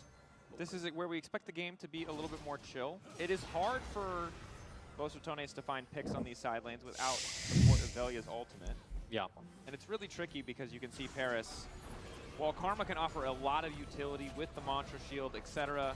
4k4 thì dẫn trước của 3 con rồng cho bên phía của Navi, cái lợi thế rất là nhiều mọi người. Can really just be anywhere. Yeah, and I want to give credit to Navi this game because the way they drafted was really a nice way of shutting down Nemesis. They ended up banning 2 mid laners to get him off of some comfort, and then they also still got the Ryze, a great power pick for Poby. And I think it's really shown its strength this game as Poby's now sitting 5-0, up 2k, and this is, I think, probably the biggest like mid gap that Nemesis has faced thus far, in the sense that Poby is just having a lot more. Vị trí của Nemesis khò, nó chưởng cho gọi là vỡ mồm luôn á, chưa đó mà khò mọi người à. And pressuring off Lost Ratones attempts. Con Rai mạnh quá. Bit off a bit more than he can chew here. W in. Whoa. Right, con Bobby quả này mạnh quá mọi người ạ. Realmorph is still there, but the portal to the wall is Paris. Now Nemesis might be in trouble as well. They all group up for Nemesis' ulti, but again, the damage just really isn't there. Nemesis is still only on 1.5 items. Meanwhile, Boss on the top side TPing. Where did he TP? He TP'd behind, but it's, of course, it's too much. They can't do anything.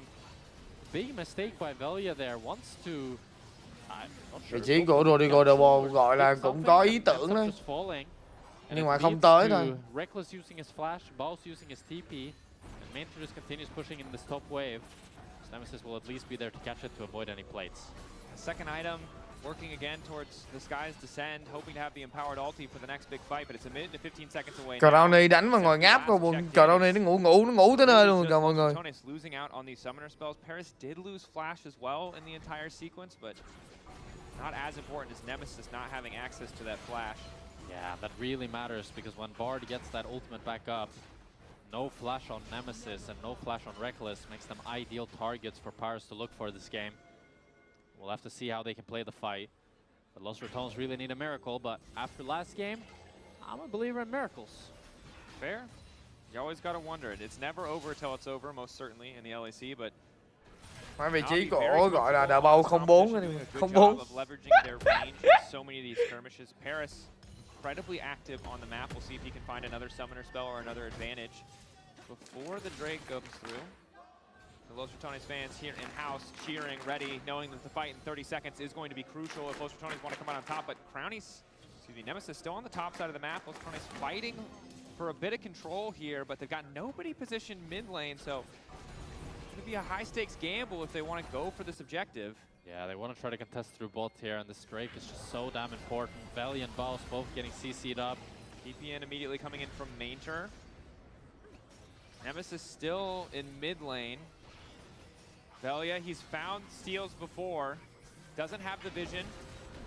Nemesis TPing on bot wave, but he's far. Nemesis now on the way in. Boss getting chunked out. Boss about to fall. Objective bounty claimed as the tower falls, but the Drake still standing. Velia goes into the pit, and he's not able to grab it. Gọi là thôi mất kiểm soát hành vi đến từ bên phía của EOA. Navi nó luộc cái đội hình bên phía của EOA.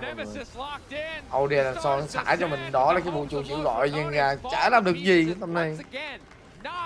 Con Âu là con bên phía của Navi con rái xanh quá. And it starts with Baus falling first. Nemesis is too late on this play by the time he's able to join the fight. Chứng minh mấy trận trước EOA win là chỉ là tai nạn thôi. EOA win chỉ là tai nạn rồi rùa thôi mọi người. Tries to flash Q to secure it, but is not able to get it. Reletch having those smites on top of him this game, and with that, with the Infernal Soul, they ace Los Ratones. They go for the Nash, and thì ra chỉ là rùa thôi. You can see the frustration on the players as this game feels completely over. That it does. AK, Infernal Soul, Baron, Navi executing better in the fights. Vị trí của Vanya là đi rừng nha. Lotone is not going to get the opportunity to fight on even footing in this game. Velia had to go for the 50-50. I think if you want to say gambling too much, I saw one of those messages in the chat appear on screen, fine for earlier stages of the game, but at that point, you don't really have a choice. Gotta say though, that last fight, perfect equalizer from Mainter. Yeah. Played in this matchup. We've seen him on the Cassante side. He always did really well. We saw him on the Rumble. It wasn't always a great game. He had a rough game on the Rumble. This game, a very different story. 3.2 thousand, his individual gold advantage, and that last fight, the exit kills were really all from that single equalizer. Yeah, for sure. I think a great game against Paris. Also showing some... Chiến không? 13-2 dành cho bên phía của Navi. Navi có lên hồn đồng lửa luôn rồi mọi người. No hope. No hope cho bên phía của EOA. Này gặp bố rồi, bữa trước hay nói. Này gặp dân biết chơi mọi người à. Nói đến giờ cũng gà sân tế nhiều sát thương ác nha. I kind of jinxed him, I guess, because I did say he goes for too much. And he goes 1 versus 4 and immediately ends up falling. 0-6 on Baus this game. And none of the deaths were too good. As now Navi will continue to siege up top lane. They're going to look to end it with this Baron Nashor. Vị trí của thằng Vanya, thằng Velia nhìn gọi là bất mãn lắm rồi nha. Cái đội này đánh hơi khoai. Crowny still boots one, no flash. It's going to be tough. Tower disabled. Nemesis with a solid ulti to kick things off, but just not doing nearly enough damage. Mainter, though, eventually going to follow the route a little bit late. Breath of Light coming in. Nemesis can try and get the reset here. That's a big shutdown for Crowny here. As Navi bit Chứ cờ đội này đánh cũng không hay mọi người. Đánh hơi khoai. Đầu bao 06 rồi. Cái lối đánh của thằng đầu bao không còn phù hợp. But it's still a 10,000 gold lead and Infernal Soul. You're going to need a lot more than that if you're going to come back in this game. And it starts off with the Rise. Kobe and Mainter going a little bit too deep.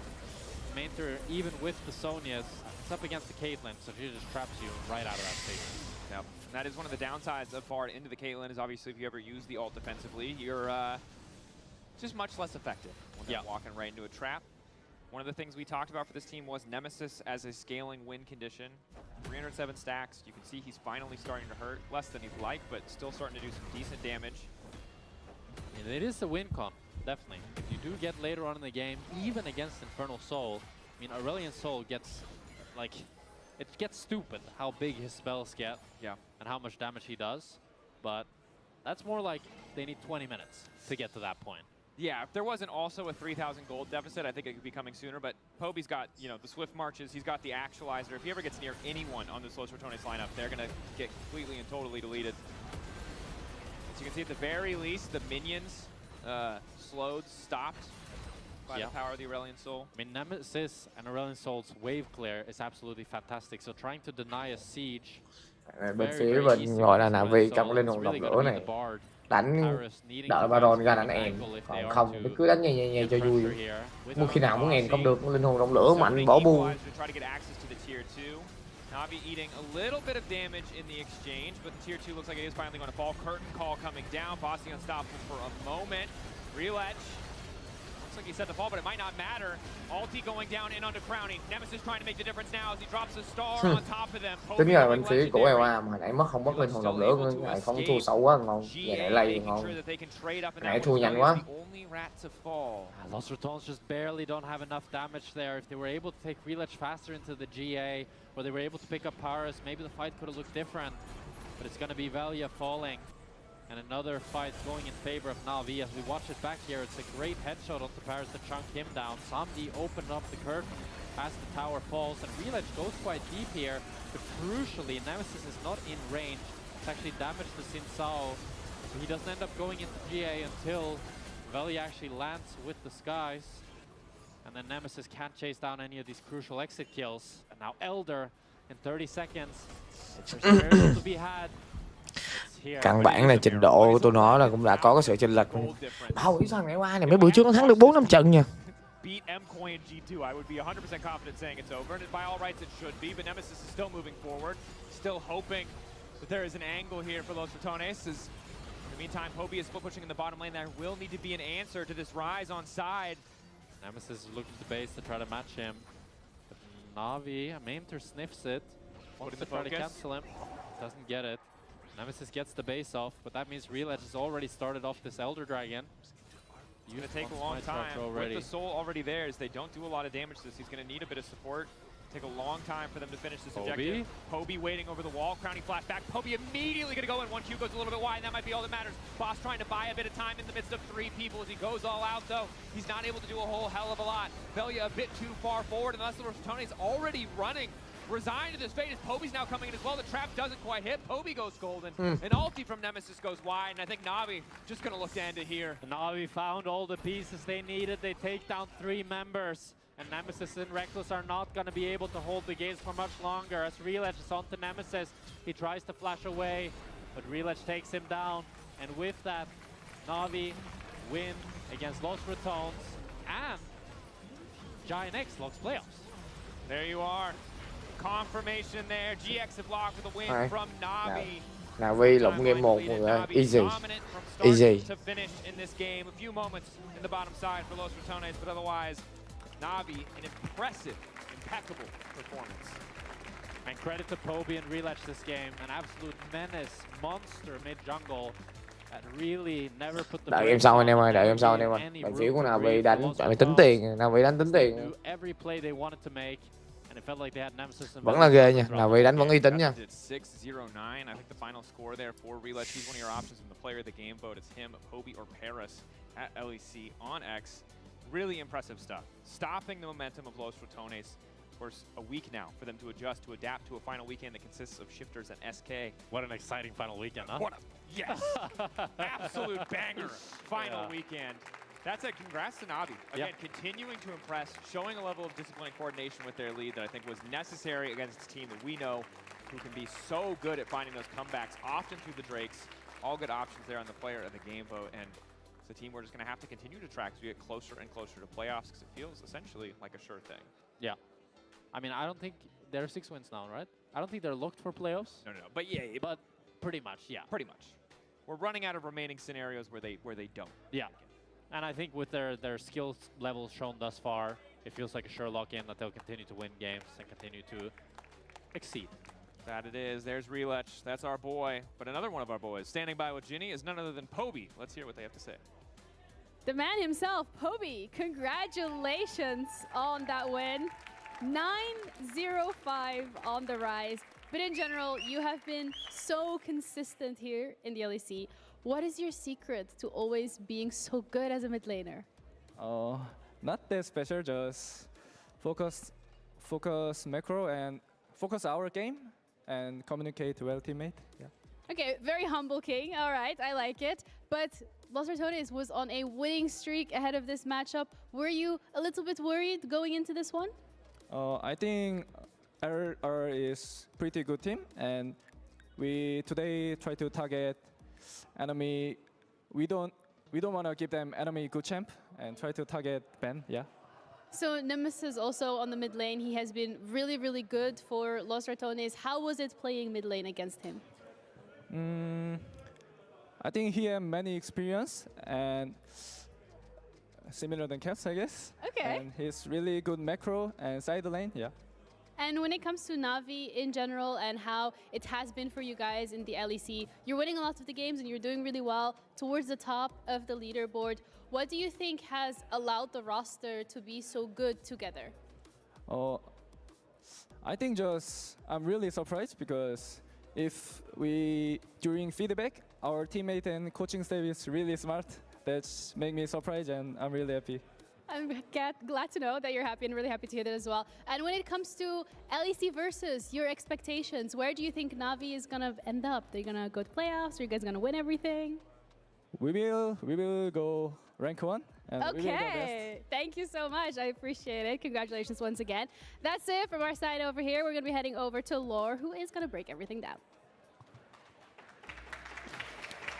Always nice hearing from Poby. Singing Poby, I assume, because Na'Vi won again here. But guys, we were talking about what it was going to take for them to take down LR. We talked about the rat traps well positioned around the Drake, il seems, and also we often talk about the right of first selection and how it can help in setting up those Drakes. This is what Na'Vi chose here. So it was very interesting because not often you see a team choose an actual side that they prefer, and they chose red side. But then, you know, LR tries to get this counter invade here to split the map to the both side, but Na'Vi reacts so well here. They set up again this invade on the red side, and what this does is it wraps up perfectly with what Poby said. They want to play and focus on macro and on their own game. And when you look at particularly at LR, where they get most of their strength from stacking those rakes, and it just felt like from this invade, from this counter invade that Na'Vi said so well, it became impossible for LR to get the foothold and start stacking those drakes again. It left the bot lane isolated. It contributed to giving an early foothold for Relech to start finding opportunities in the game. And the thing that I was just super impressed with was how they controlled LR in this space. Because if we think about the whole weekend against Koi, against G2, this is the area where LR looked the scariest. They were able to find good fights. Baus making plays like he's making on your screen right now, trying to find angles that put a ton of pressure onto the opposition. And even though they lost this dragon, we were all saying backstage, this was a great play initially from Baus because they're trading. But the way in which Na'Vi then adjusted for the following dragons was just beautiful to see. And this just changes everything for LR, because LR, the way they saw themselves get these leads was by being there first. And Na'Vi just didn't let that happen. Every single time, first day, second day, third day, fourth day, they're just there first, catching LR off guard and forcing them in these uncomfortable positions. But what I'm wondering is it hard to come back from a game like this? Because we've been used to seeing LR thriving in difficult situations, being able to make comebacks that people cannot expect. Was this because of the composition or because of the early invade going wrong? What do you think, Vedi? I really just think it was control. if I think about G2 and I think about Koi, I think that the moment they lost some footing, it just gave LR a lot of momentum with which they then rode very effectively. They're a very good team at grouping, pushing, forcing. Na'Vi, as Oda was just explaining, really broke them up. You saw Mengta just full sending it onto Nemesis, for example. They were really splitting up the fight and making things as awkward as possible, making it harder for LR to actually coordinate together. And LR's main strength when it came to these Drakes was finding the crack in the armor. You know, they just needed one small opening to break open that situation again and regain control, but that's where Na'Vi just did amazing. They didn't give a single opening for LR to exploit. And a lot of credit does need to go to Poby. We were showing his stats on the screen, but again, like, he is a super consistent mid laner. That was why Fnatic picked him up initially, and I think he's continuing to demonstrate it on Na'Vi. When you put him in these situations where you say, hey, Poby, we just need you to do a thing, he does it extremely well, and he did it on the rise today. Well, Na'Vi cracked the code. LEC teams take notes here on how to take down LR. We've been talking a lot about Reledge. Playing Xin Zhao today, one of the most conventional junglers you can think about in the game and in the meta, but sometimes keep it simple, keep it good. Exactly, you don't need to reinvent the wheel. He already showed his teeth, he already showed that he can play the Kiana, the Aatrox. Now I'm actually happy because he's diversifying the other way into, you know, playing the more boring champions. But at the same time, he's proving that he has the skills and he has everything, and he gives everything to his team that he needs. And for a young roster, this was awesome. The fact that they've almost guaranteed playoffs is really good to see. And for LR, their chances are not gone, but next week's matchups now become incredibly tense for that team. And Poby said it, to the top. Top one, here we go. That's what they're aiming for here. And with that Na'Vi win, Giant X becomes the first team locked into LEC versus playoffs. And while the Rats can be poisoned, they're still in the race. Los Ratons still can make it to playoffs with 69% of the remaining scenarios we have there. That's all for us here for now. We'll be back in a couple minutes. Next matchup is going to be G2 taking on Vitality. Stay tuned. This is flying out already, but they're right on top of him. The ulti. Oh no! He threw that fast! Oh, he didn't do the math! Okay, to be fair, it's so hard when they're like when they're hitboxes. Pantheon. We look Pantheon. We play for fight. Outer 1 HP. We win the fight, guys. I'm coming Ace on the flank. Ido. I'm coming. Finish. Yeah, we can stay fight over. Look Pantheon. Play for the fight, we win. I slow them. Come on off flash. I'm coming. I can ult Ace on off flash. Okay, so. Nice, well played, guys. I won't be easy now, guys. The game is unwinnable.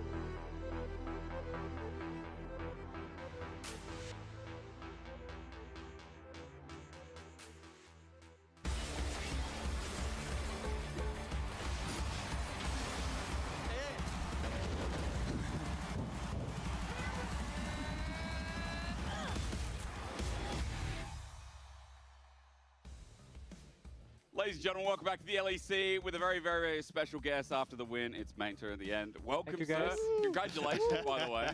Thank you. You're killing it in your first split. You are dominating the top lane. People are putting you in the upper echelon now. And Yeah. you just destroyed the hype train that was on a 4-win streak. I'm not really like destroying, but I'm so far pretty stable. Yeah.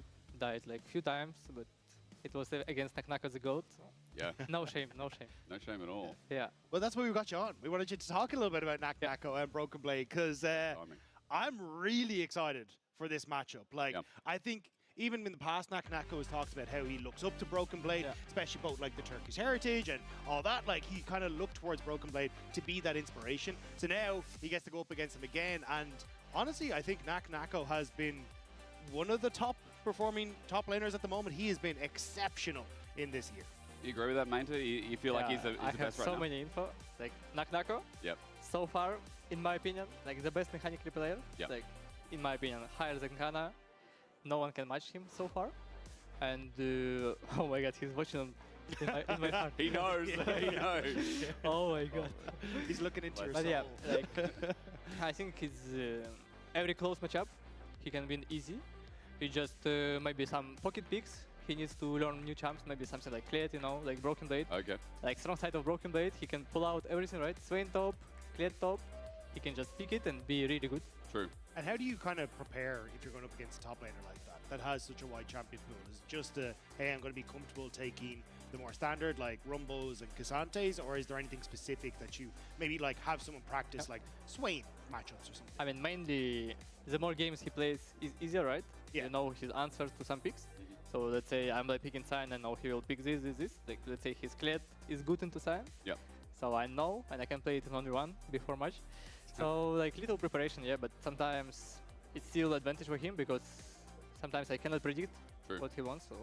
But that's the most exciting thing for me about these two top laners is because they both have extensive champion pools. Like Naknako, sure, might need to extend a little bit. Broken Blade is crazy. Like we saw the Lee Sin top, which wasn't that great into the Rumble. Yeah. Do you remember the game? Do you remember the Yeah, Lee I Sin saw it. I top? saw it. Yeah. I mean, I think he choked a bit at some point. He was like so strong, so he wanted to commit into all-in fight. Yep. And he died. And if you die in this matchup, I think you fall behind too much, and Rumble just better champion at this point. So yeah, a bit unlucky, but I respect the try. If you're wondering why we're yapping away, there is a delay on stage just due to a peripheral issue, so we will be getting into that very, very shortly, which is why we're just making eye contact with all the Vitality players, it looks like. Wait, where did he disappear? That was crazy. I feel like Vitality are one of the best personality teams right now, but you guys also have really good vibes outside of Poby singing, which I don't know if you enjoy or not. Apparently you crack the best jokes. Apparently are you the funniest on the team? Like, you can be humble about it, but... I mean, Relech was can I say like this about myself? Yeah, please. I'm really happy to be around my team and like make some jokes. We're not like Vitality level, right? Yeah. Vitality usually like 5 men perma screaming, laughing sometimes. But sometimes, yeah, we have good days and good jokes, yeah. But it's good that the vibe is good. I mean, your team is like made up of so many new pieces as well. Yeah. Poby is kind of tested in EU, like after a split.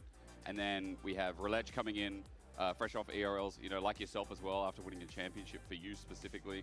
And I don't know, also we, in the past, Dagger and I actually used to cast Sam D in LPL when he was on Victory 5. Yeah. So we've experienced Sam D quite a lot. And back then, he was on one of the most successful up-and-coming rosters that almost got to Worlds. So I feel like we already know that element as well, right? So I feel like you got a lot of cool elements in your team, is what I'm trying to say. The best part, like we have 5 different personalities. Đợi nó bạn bích ở đây rồi. Making like, some jokes, right? And like Ukrainian, let's say, mentality. And Paros more like chill guy. Yeah. Bobby more like, I don't know how to explain even. He's more like close, but in the same time he's ready to follow this flow. And some D is like, maybe you cannot say it, but he's like gym guy, you know? He's pretty serious. He's doing gym every day, every evening. So like, and we combine in the same team, and like, it's cool when every person is different. And did you guys like do anything special to try and like gel together quicker, or was it just kind of a natural, you put yourselves in the room together and you all just kind of got along? Oh, I mean, we did some team activities, obviously, at the start, and we did this shooting game, not pinball, but different one. And sorry, I thought they got you to play CS or something. Yeah, something like this. Yeah. That would make sense. Paro stomp everyone, So yeah, he was like pretty proud of this. Oh yeah. But yeah, it's like some restaurants, some games, some activities, table tennis, and people just, the more you're around them, you're becoming more close. So yeah, at some point it becomes like so easy. You don't even need to do team activities anymore. Just one day you can just say, oh, let's go restaurant, guys, and you go. That's nice. That's really nice. I mean, you're relatively new organization outside of last split. Like, all the pieces are coming together. 6 and 3. Navi are such a new organization. You know, come on in league. Despite in the past, that small sample size. Obviously, huge brand in CS, but it's really good to see. You're now 6 and 3. I'm just going to talk to you a little bit about your team because we're still waiting on stage, as everyone can see at home. There is still a delay between Vitality and G2. We just removed the marker, so maybe we're about to get into pick ban. Well, my producer will tell me. You guys, by the way, as we get into pick ban, G2 and MKOI, I can maybe talk to you about that a little bit later because we are about to go on pick ban, but your road to finish off the split is quite hard. Quick thoughts on how you feel about G2 and MKOI. Oh, like my last pick, right? Yeah. I mean, Lotharton did like win streak on them. Yep. So everything is doable. But yeah, like the most promising teams, I guess. G2, MKOI, and KC. So I hope we will show like good level of the game. Like, I think at this point we kind of secure playoff. I'm not sure. Pretty much. So we can just play for improve and for experience, and the most important for our roster. Yep. And like it will be fun games. I expect like close game, especially against MKOI. I feel like we can match them. It'll be fun watching you versus Mewin as well in top. You versus Broken Blade is just as fun as we are now finally in the pick and ban. Thank you for waiting at home. Straight off the bat, the Jace has taken off the board. Tầm này thì sẽ là bàn bích dành cho hai bên anh em ơi. Jichu với bên phía của gọi là ui giời ơi, Jichu mà 4-4 Việt 5-3. Mày Việt nó còn đánh tốt hơn phía của Jichu. In my opinion, and like I think they will pull out Azir. Also, Jarvan is open, so if you pick Orianna, Jarvan can like be picked on the red side, and you a bit set. So yeah, that's why Azir. He has dash, he has ult. He's pretty safe against Jarvan. Yeah, also the Aurelion Salban definitely showing that, hey, we want to try and take something like the Azir into the mid lane and just make sure that we're not going to be outranged. Because Humanoid played that yesterday, looked pretty damn good on it. So I think just trying to take away some of that safety net. And then here, I think you can just respond with, you're Rumble on the top side. You can go for Jarvan here if you want to, for instance. Good pairing, and then still third pick Humanoid's mid laner. Vi over Jarvan. Mainta, what's the thought process here? I mean, I think Azir is pretty good against Jarvan, and Vi can CC lock him much better. And also Rumble is good for love with Vi. So I Này gì đây? Con Vi với lại vị trí của con Rumble mọi người. Vi Rumble. Khả năng cao có Talia, Vi Rumble Talia. Jichu thì đánh cho mình con Casante với con Azir. Thôi thì cũng được. Khá là gọi là phù hợp với nhau.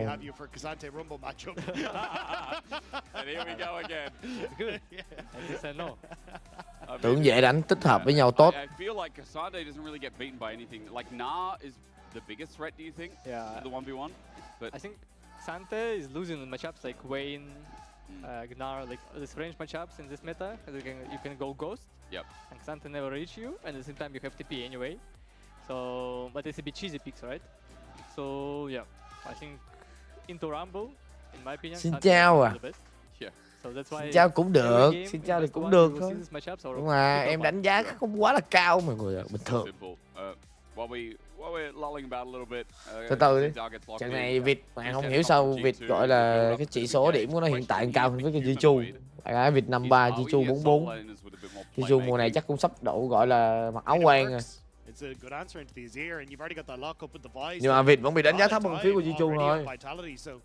I think if I'm G2, I'm going to be looking to try and take away some of those things that are a little bit safer on the backline in an AD carry role, or even the Kaiser or something along these lines that can function with a lot of that dive on Vitality. Yeah, you definitely looking for something like disengage, like picks like Alistar, Braum, Kai'Sa, Xayah, Rakan, everything is good on left side. And the right team wants to ban these picks, obviously, and pick something more deep, like Xayah is already banned. But so far, Zone nè. Vi với Zone. Vi với Zone đánh cũng được mọi người. Vi với Zone đánh cũng được. Space for your Azir, and Azir 1v9. I think in this region, simple drafts are super important. because Lost Returns obviously have their own style where they go down a path, right? But I think when we talk about Navi, for example, we see Nhưng mà you build your vì draft vô out thì hơi to giấy, people stand hơi size. giấy. And Team you mà talk thọt about thì best gọi of là one, nhót where it's luôn, like, double yeah, we thôi. see that matchup a lot. We see Máu it giấy in luôn người ạ. matchups a lot Tại vì of team mà the xanh thì things. không nói. Team mà It's thọt what thì G2 nhót are luôn doing team right này. now as well. Team này mà thọt cái không đánh được, khó đánh lắm. Are you okay with this? And after that, he's going to interview and he's saying he's better on the champion. Vị trí của Sobin Hoàng Cấp thì đánh cho mình vị trí của Xin Chào mọi người. Not yet. I usually play against Paros and to be honest, I'm losing sometimes. Most of the time. Paros is a pretty good guy. Oh damn, yeah. Gì đây? BB đánh con ai gì á? Hiện tại thì em đang thấy bên phía của Jichu gọi là bích cũng ngon, Jichu bích dễ đánh. Quick side note, Poppy is taken away. I think that's kind of rising. I think people are looking at Poppy a little bit more now as well. Maybe a bit more flexibility for support, but Poppy is pretty good. Like every engage comp, like Y, Yone, they hate to play against Poppy. Yep. And that's why they ban it. Pretty good pick. Yeah, especially because you probably want to try and go for some sort of engage. Hồi nãy gọi là LA nãy gặp 4. It's an easy pick up for Không the hiểu sao thằng LA nó 4-4 chỉ số nó bằng bên phía của Jichu. Jichu mùa này đánh thua được thằng LA thì cũng đẳng cấp luôn. Có vẻ là do Split 1 tụi này nó lười hay gì á. You got a lot of options here as Karzi as to what you want to try and go for. So you think AD carry now, Mainter? Like we're building AD now, counter pick support, or other way around? Mà Jichu là như vậy, đánh tầm này giấu bài mọi người. Giấu bài không? Corki, Caitlyn, all the speaks. Come on, Karzi.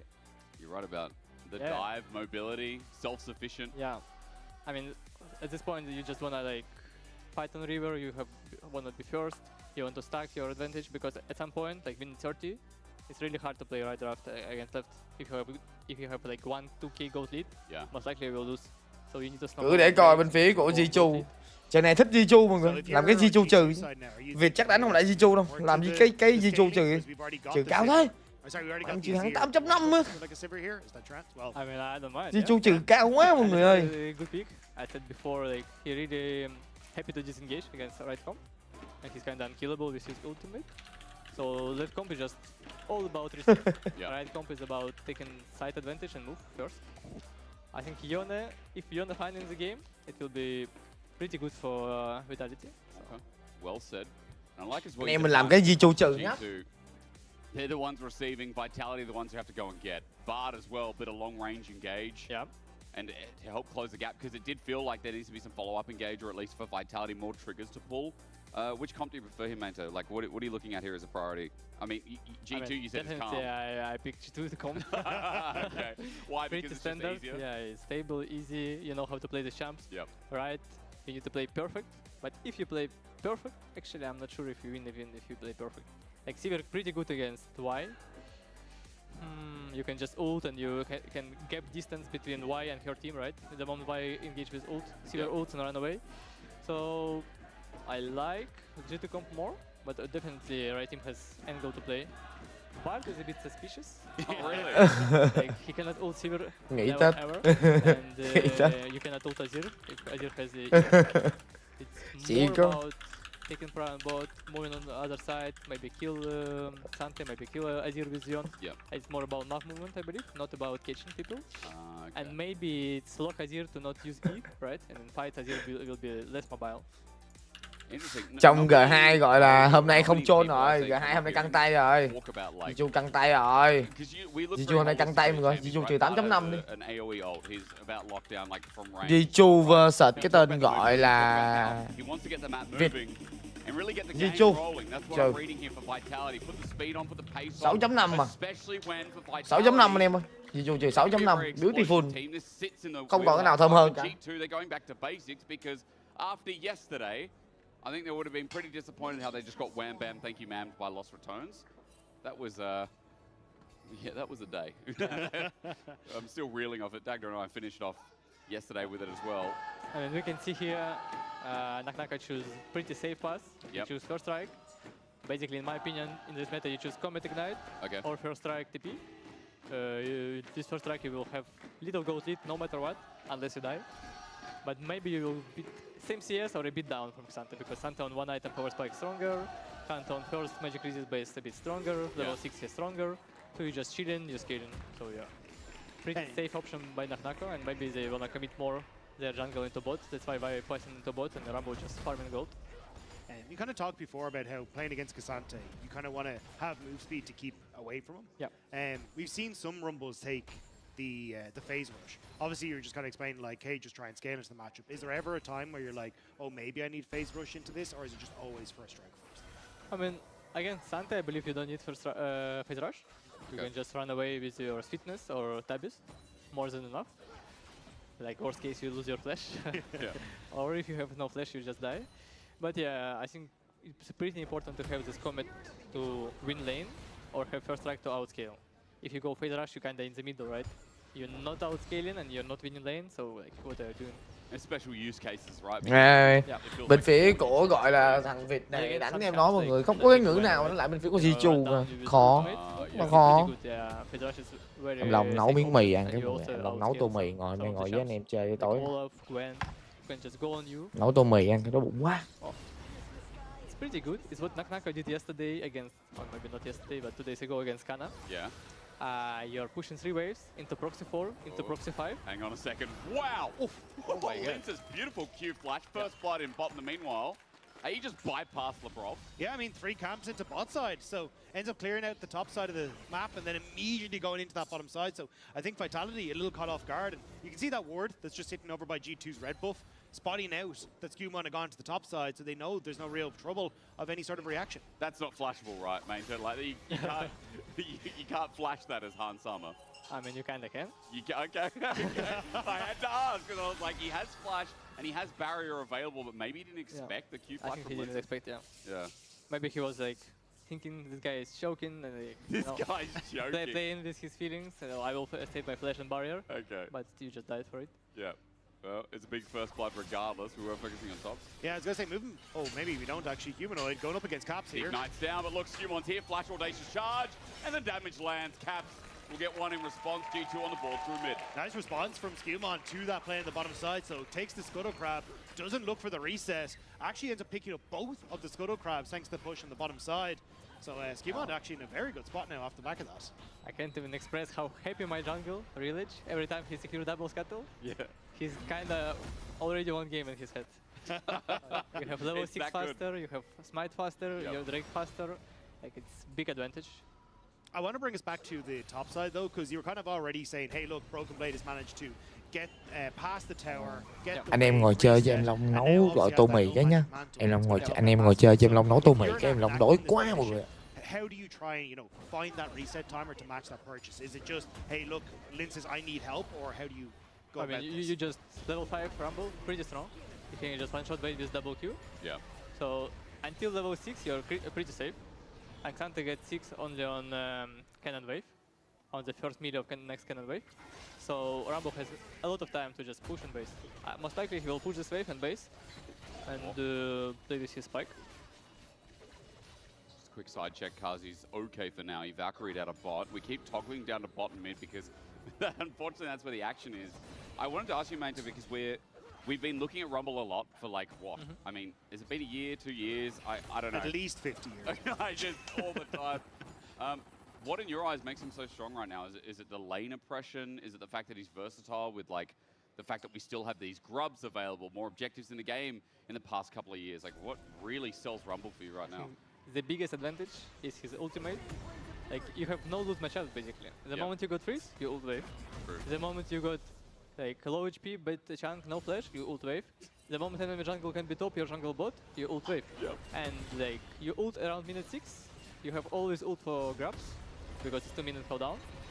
Like look, there it is. Great time.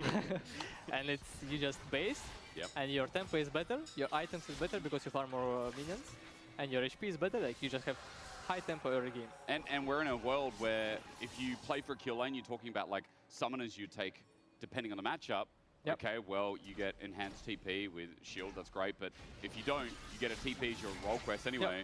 So you get tempo around the map no matter what, your right? adaptation to every matchup is like perfect. You can adapt to every matchup, and Rumble is the most safe blind in my opinion. Rumble, Sand, like 2 giants of top lane right now. Yep. So yeah. Somebody's not having a great time though is Humanoid in this mid lane. Caps has just had a great position on this wave for such a long time. Even Skewmon sitting around this mid wave to hope make make sure he could keep it. And you can see a nice CS lead open up for Caps. So Humanoid has been trying to bring Fleshy up to help him, but now Labrov's here. Couldn't quite get the headbutt pulverized range. He needs help, I feel. Linces is in the vicinity, not level 6 though. That's kind of the difference, isn't it? Because maybe the trigger will be pulled onto Caps. He's trying to leech mid XP right now. Linces is still about a minion away. You look at the bottom of your screen, he's now just hit level 6. Observers, if we can look towards that jungle. I know, again, top lane is where we wanted to be, but we're just everywhere but, because Skewmont has just gone in, taken away the red buff from what I can see. And even though Linces got that earlier kill with a great flash, like, Skewmont is dominating in the CS. I think Skewmont is having a fantastic game so far. So obviously Linces went to make that play bot side, but they knew he'd only done 3 camps, so he has to go and clear. So it means that Skewmont got both of the Scuttle Crabs, then ends up getting the Scuttle Crab again on top, but oof. It's a good flash and headbutt backwards as well. Cap sends him even further back. Fate sealed a void, but Caps just runs it in to take his second kill of the game. Here's Linces, but what's he gonna do? Kazi moves up as well, bit of extra damage. Unbreakable Will not available. That means Labrov is squishy, but not squishy enough. A double kill for Caps, and Vitality came to try and save their mid laner, but again, he's a dead anchorage. Skewmont blocked a rocket from Karzi that kept his support alive, and G2 are just playing so well around this mid lane. Yeah, it's crazy job by Labrov. He outmatched or even like outroam Bard in this matchup. It's like crazy. And Caps just keeping his wave pixel perfect for Alistar, and like mid support. Synergy from G2 is crazy this game. And you were saying in the draft, maybe you're like, well, it's all about getting tempo early here for Bard. The fact that Labrov outroamed is kind of crazy. Yeah, it's pretty good for G2 already. And now White has no ultra grabs, so you can kind of slap them. Yeah. I mean, good stuff. That's why I took Drake before. I think it's like good start for them. If they can stack Drakes, like second Drake is important now. But the grabs is kind of hard to contest, especially against Xante, who is stronger in a fight. In the meantime, Rumble felt threatened, so he ulted. And yeah, I love the picture to show you there's another roll. I mean, it's the best part, right? What's a cooldown at level 6 is like, isn't it a minute 10 or something? It's something really low early, right? 2 minutes, 1 minute. Đây rồi, em Long quay lại rồi đây. Bây giờ Okay. mày nấu tô mì ăn. Mày nấu tô mì ăn, đói quá mọi người. 3-1 cho Jiu nè. Jiu trừ được. It's at such a good point where you can use it for the wave and then fight. Jiu trừ được, trừ khỏe luôn. Like every 4 waves, right? So okay. You can survive. Well, Jiu trừ được, trừ khỏe luôn. Okay, I was wondering, he was in danger zone there, so thinking about going for Broken Blade, but Broken Blade has the Negatron cloak. This is another reason why I'm sure you were telling us why for this matchup, Xante can just neutralize. I mean, he just builds MR, which builds his damage. Yep. And so even though he's taking a bit of damage, he's still chilling. Like, he's not in kill. You are safe, you are strong. Meanwhile, like, White took all 3 grabs. I didn't expect this. I guess after fight, Caps had bad tempo and Yona pushed mid and secured mid prior. But I didn't see because of replay. Ôi giời ơi. Gọi là 3-1 trên phía của Jiu. Tầm này Jiu có cái cửa win sáng lắm rồi mọi người. 3 kill Azir in the mid lane. First item already completed. Just, I mean, you can see how confident Caps is. Please stop. Humanoid. He's got flash. Might get him out of dodge. Caps just trying to get something. All the ulti, all out used in top. Oh, the miss though. That's the true damage gone from Broken Blade. Nako, he's kiting the Natoko so well. BO1. Đúng rồi, giải này đánh BO1, giải này đánh BO1 mà. Nako gets out and he holds onto his flash. Yeah. That's pretty ballsy stuff. Yeah, saving flash is like kind of important here. You're fine next 5 minutes if you have flash. You got the Vi in the way though to make sure Nako can catch this wave as well. So Nako not even going to struggle too much in this. Now, I've been told we've got to give you back to Na'Vi. Just quickly before, you know, we send you back. What do you think of this game? Like, obviously, you talked about Linces getting grubs. Top side is, you know, in Nako's favor, but it's not one-sided.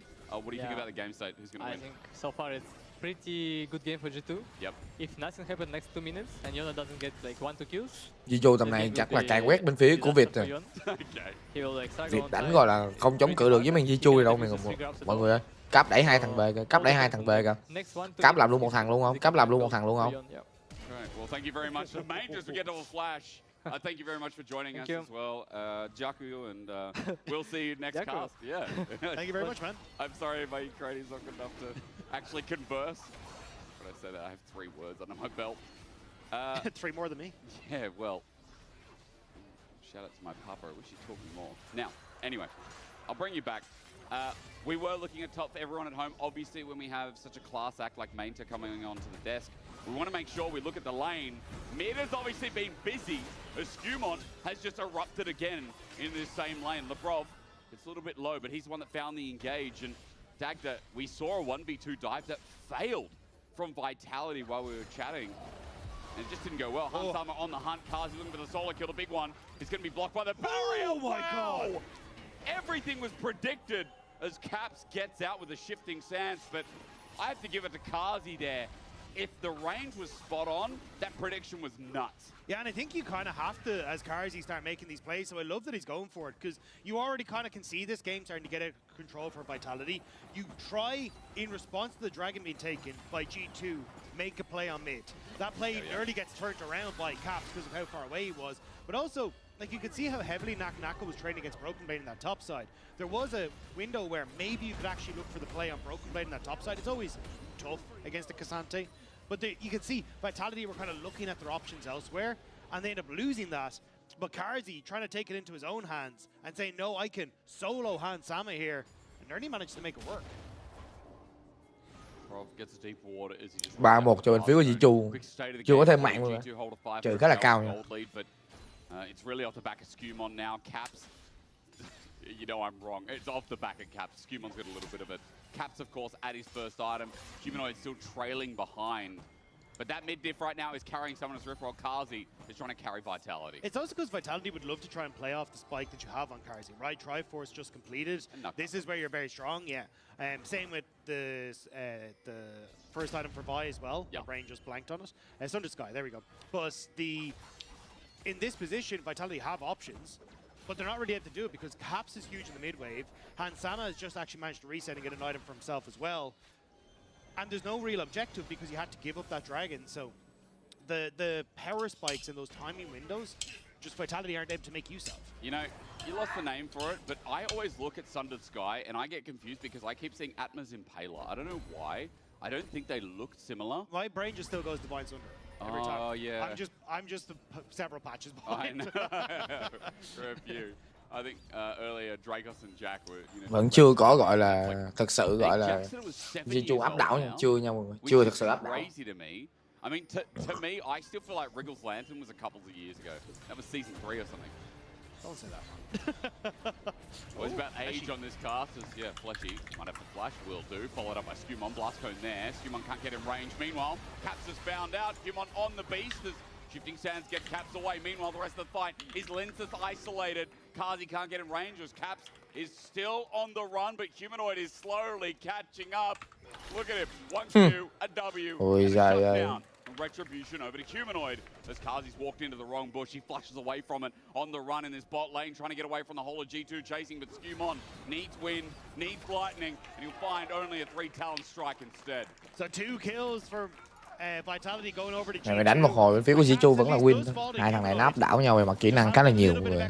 Riêng thằng Việt này làm gì có đéo có vị cạnh tranh với bên phía của thằng G2. They're getting punishments on that bottom side where you're losing waves now for Karzy and that blue buff taken by Skumon. So still very G2 favorite in this one. Look at the replay quickly because it started with Lebrov trying to find Fleshy. Yeah, it's just a nice invade timer from G2. You've got the movement here from Hansama, but the immediate turn onto Caps is super nice for both Linces and Humanoid. So Caps has to run for the hills. It does cost Linces just because they don't actually get that one shot and the ability to then move up through the top side. And yeah, Humanoid just that little bit faster, able to keep up with it. Very patient play. Shutdown is big here for the Vitality mid laner. Now for Broken Blade, can he survive the dive? As Vitality look bot to try and get some gold back in their pocket. Plating for now, forcing Broken Blade away. Humanoid gets free access to the turret, and the first turret of the game, in fact, for Vitality, a team that got battered through the mid lane. Their gold is crawling back to the point where G2 aren't that far ahead.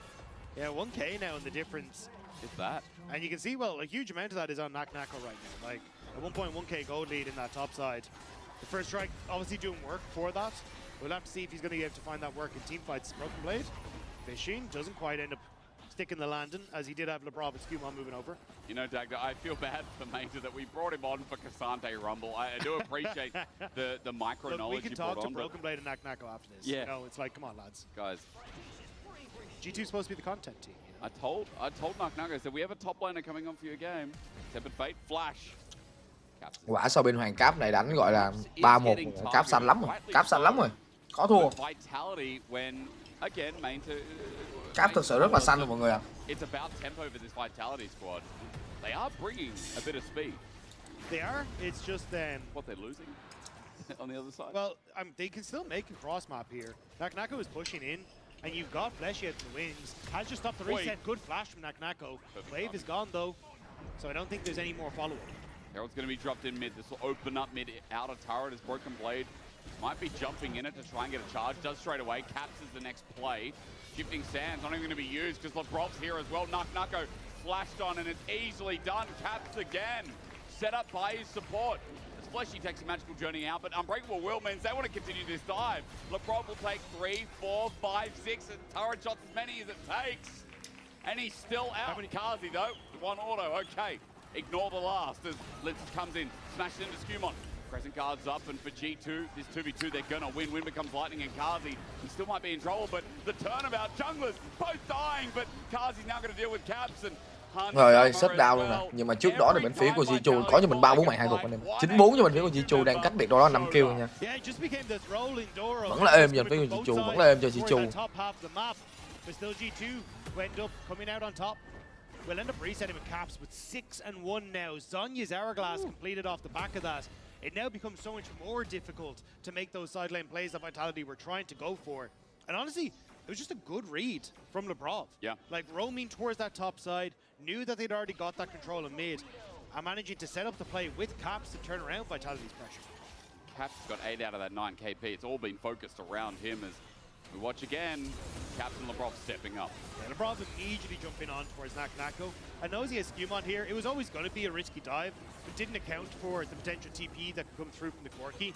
And Lebrov, in theory, should have been able to set up fine, but as soon as the Corki comes through, the Valkyrie to get the distance, just as the Unbreakable Will falls off, it's just an easy setup. But after this, Linz is hoping to try and get one back, and you can see how close it is. The back and forth on Vitality, whether they can actually take it. But once you get the Conqueror coming through for Skumon, he's able to get a little bit of that healing through that keeps him alive. And Ansama making his way to the top side as well. Yeah, using Hex Gates so 9-4, 9-4, 1k3 tiền cho bên phía của Really G2. not in G2's favor outside of the 1500. Again, it's impressive that Vitality keep him within arm's reach, but as we were talking about before, just before that play actually happened, second Dragon got taken for G2. The stacking's there, the Hextech Rift is obviously one of the best souls in the game, if not still agreed to be the best soul in the game. Especially for G2, when they got this nice front to back, how fights will be difficult for Vitality to manage. I will say though, this is the point in the game where Vitality are the strongest. Okay. Like, you've got the Blade of the Rune King just completed, very close to your second item for Humanoid. 2 items now complete onto Karzi. This is where you get pretty terrifying if you can force fights, and with 30 seconds until Baron, 2 minutes until their next Dragon, I think that's where Vitality can try and look for these plays. Because for Hans Sama, you want a few more items before you really get going into this match. Caps again. Oh, a little bit short. Naknako's overheating. Wait, Caps as he goes golden. That's on his main save his life. Naknako's going to walk it out. Shifting Sands is on cooldown for another 6, 5, 4 seconds. So Caps still has a play in him. He's waiting. Naknako's in the bush. It's not watered by Caps. That 1v1 will resume shortly, I'm sure. As mid is all the rage right now. Mid push with Baron coming up, with Dragon in a minute 30. Getting these waves in order so that G2 can move to Soul Point as Humanoid gets down to half HP. Barter's coming down in Fleshy, but there's not much they can do here with Humanoid hovering as well. Karzi's still getting good control over Hans Sam in the mid lane though. Pushing in, just looking to take a few pop shots at the turret. And that's what's helping Vitality get control on this bottom side. Because wherever Caps isn't, that's where Vitality are stronger. Just as we said, based off of item breakpoints and kind of the way this game has gone. Obviously, Skumon has a nice little gold lead for himself as well, but I just think that the amount of power that is in these 2 items for Vitality is pretty high. Letting Hans Summer grouping up. Broken Blade's here with TP, and it means that this guy just wants to set up the fight. They want this Soul Point.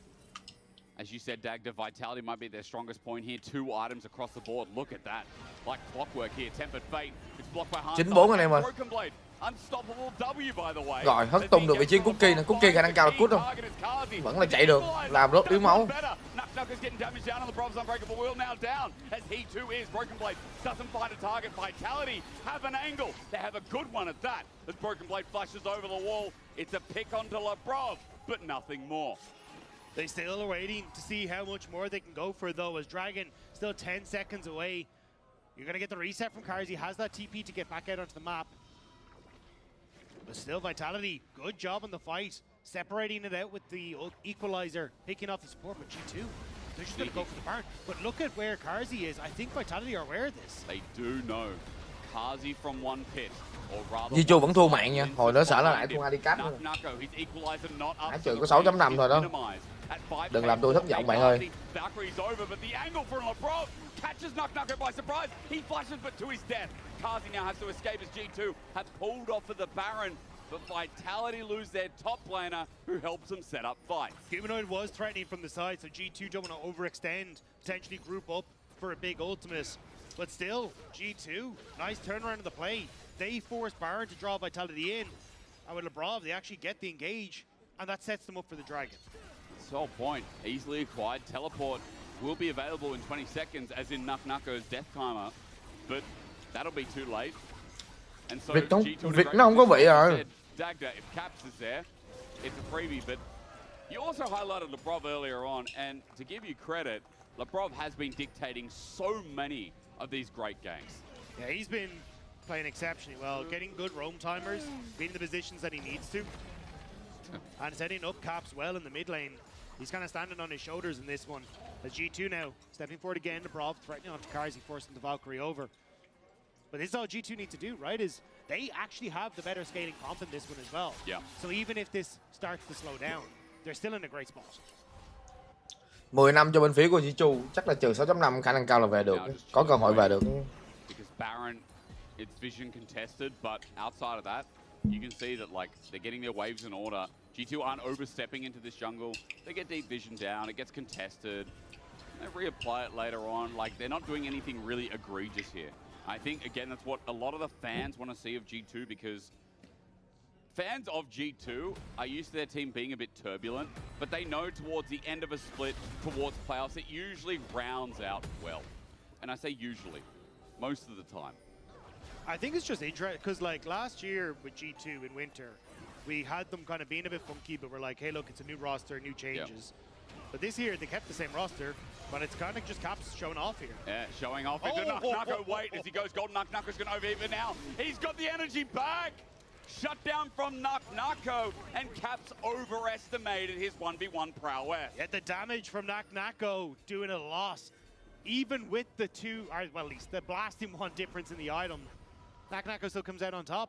And that's huge for Vitality. Controlling that mid-wave, you now get a nice reset timer. G2 have to back off on the map. And maybe that can be a window to actually establish yourselves on the map here. There's a reason why, coming into today, we were hyped up for the matchup. Yes, it is Cassante versus Rumble. But these players have high bars. And Knucker right now, and came out of our top laner's mouth. Knucker mechanically right now, best LEC top laner. And a lot of us been questioning, like, who is the best top laner? And I think a lot of people, Vô game 2 and me personally, have landed on Đót Knucker cáp. after the end of last year. Vậy mà hơn có 4 kill đó. Yeah, he has been absolutely exceptional. And he said it, like when Vitality were struggling in their matchups, it was Knucko that was still the clear performer, oftentimes getting those massive gold leads, despite the fact Vitality couldn't find it in the rest of the squad. But now there's been, at least this weekend, step-ups on Vitality as well. It's definitely made his life a little bit easier. But you can look at the bottom of that scoreboard and see that it's on Knucko to have that huge performance much more here. Fuzzy Valkyrie's out. He was in trouble if he stuck around rather. I'm not sure what stuck is. It means a piece of in German if you want to learn the language. But Dagda game is still somehow gold, even just about outside the 1,000. I'm just blown away the fact that Humanoid's kept in range. He's actually out CSing Caps now. And even though Scumon's got a massive lead, like, Linz is still relevant. When we talk about those two items, to me, it is just it's impressive, but 16, also I 16. don't know how genuine it is because of the scaling that you talked about from G2. Yeah, I mean, as this starts to slow down, it gets easier for G2, right? You can kind of see Vitality have pushed out that bottom side a little bit just to force Caps to reset to go and catch the wave. And it will give them time to establish vision in their own side of the jungle, but it is very shallow vision. It's not really that effective. And you're now getting towards the, 3.5 items for Hans Sama.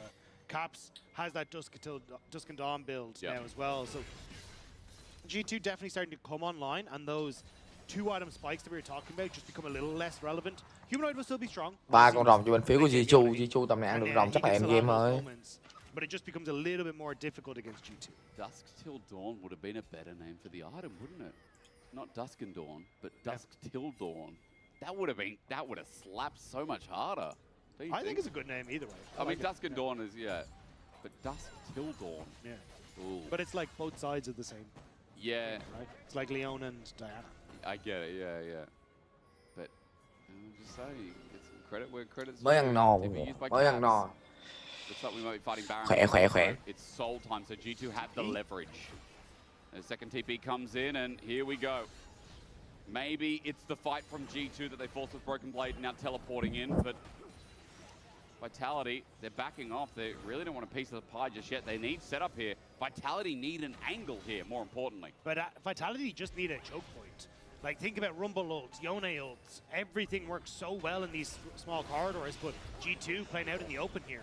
Caps just hit Fleshy. Boomerang hits Nako, less egregious, but G2 looking for angles now for Lensis and Skumon there, playing 1v1 in the jungle. Vault Breaker to get on out, and Lensis at half HP while Equalizer finds Caps. He goes golden as Nako made it a turret dive, but Caps at half HP survives for now. Vitality tried to make a play while they just converge on Skumon, who went too deep. Lebrov interrupting Nako, who looked for his escape with a TP. And now it's going to be in reverse that G2 find themselves a pick of their own, but Nako's taken a while to die. Unbreakable Will's about to time out. The exhaust probably saving the damage.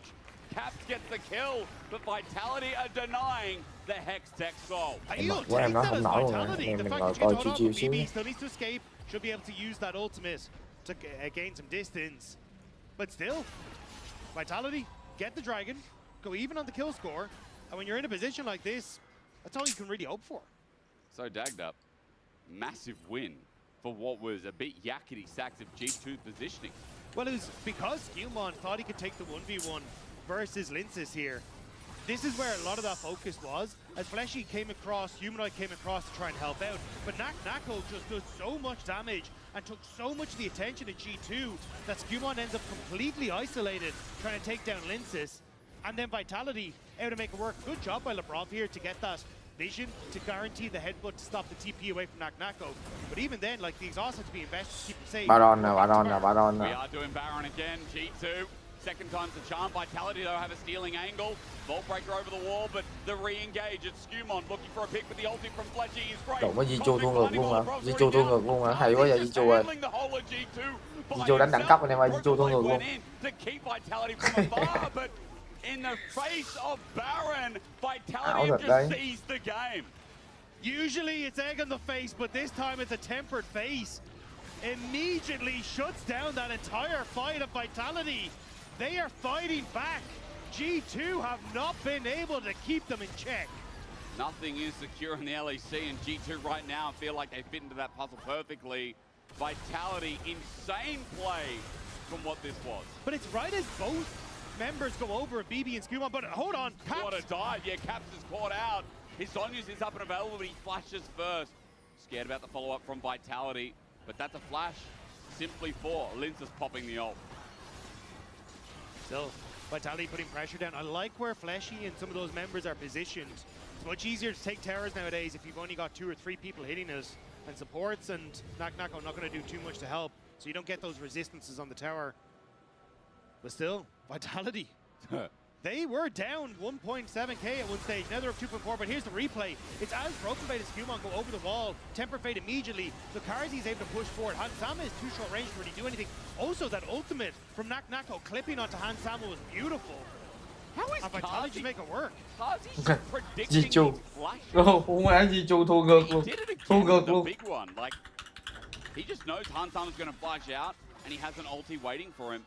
missed it earlier in the lane as we saw, but that time around, although it's not super significant, I just want to say that Kazi is playing pretty well here in this game. I think also we need to give credit to the fact that Vitality's comp is a simple track of, hey, we need to find picks, we need to send it now.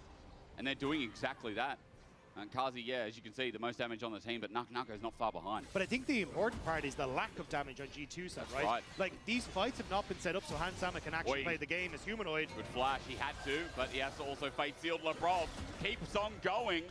He's going to be soul unbound for the time being, but with Unbreakable Will, Lebrov able to absorb the damage. Caps, good time to go golden as well, but Lebrov is about to run out of his ulti. Lifeline comes in clutch. Humanoid in the 1v2.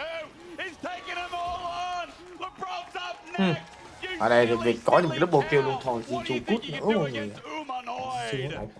You thought you could do it against Fnatic Humanoid, but this is not the same man. Humanoid looks revitalized, and he is putting the hurt on G2. That play cost them dearly with the Baron still up and available for 45 seconds.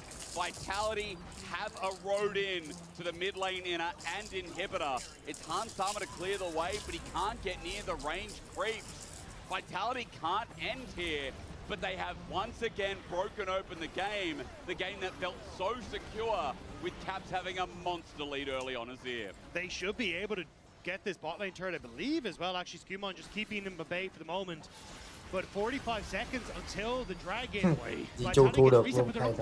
Tempered Fate, it's only one man. Fleshy is maybe just doing it to run away with the rest of Vitality, but I have to say, Humanoid, the most useful Yone I've seen, who got battered early game. I think it's just a little bit of miscommunication there. Fleshy kind of feeling it, but with 30 seconds now until that dragon, that soul still available for G2. G2 are rushing up mid. They want to try and get these super creeps off of their turrets. But Nako sitting on that bottom side, didn't actually look for the reset, wants to just look for that flank positioning instead. Vitality win this. Quick reminder, up with Giant X and KC. G2 run up mid for now. Vitality have a GA on Lensis. And on Humanoid as well, which makes this so much more difficult for G2. That dive, that backline threat could be enough for Vitality here. Tempered Fate not up and available. As you said, Fleshy got trigger happy and used it in the last play, but Nako even on a ward. He's in a great angle. G2 no. It's all about that equalizer that'll line the river. G2, this is where they got bombed out yesterday by Lost Returns, and Hansama's already been bombed out at the start of the fight. GA worked out well, but Lebrov disengages as Nako continues his flank. G2 need to pick up a target. They get Linsis, yes, but Humanoid as he runs on in. His ulti not perfect. G2 still simmering in the fight. Caps waiting for that GA, and Humanoid, I think he whiffed it. Vitality has just been schooled. Fleshy doesn't hit the tempered phase. The damage can't land onto Hansama, who's able to buffer with the spell shield, the ultimate from Linsis. The ultimates were close, but not enough from Vitality, and G2 get the soul. A lot of mistakes in that fight. Đấy gọi là thuần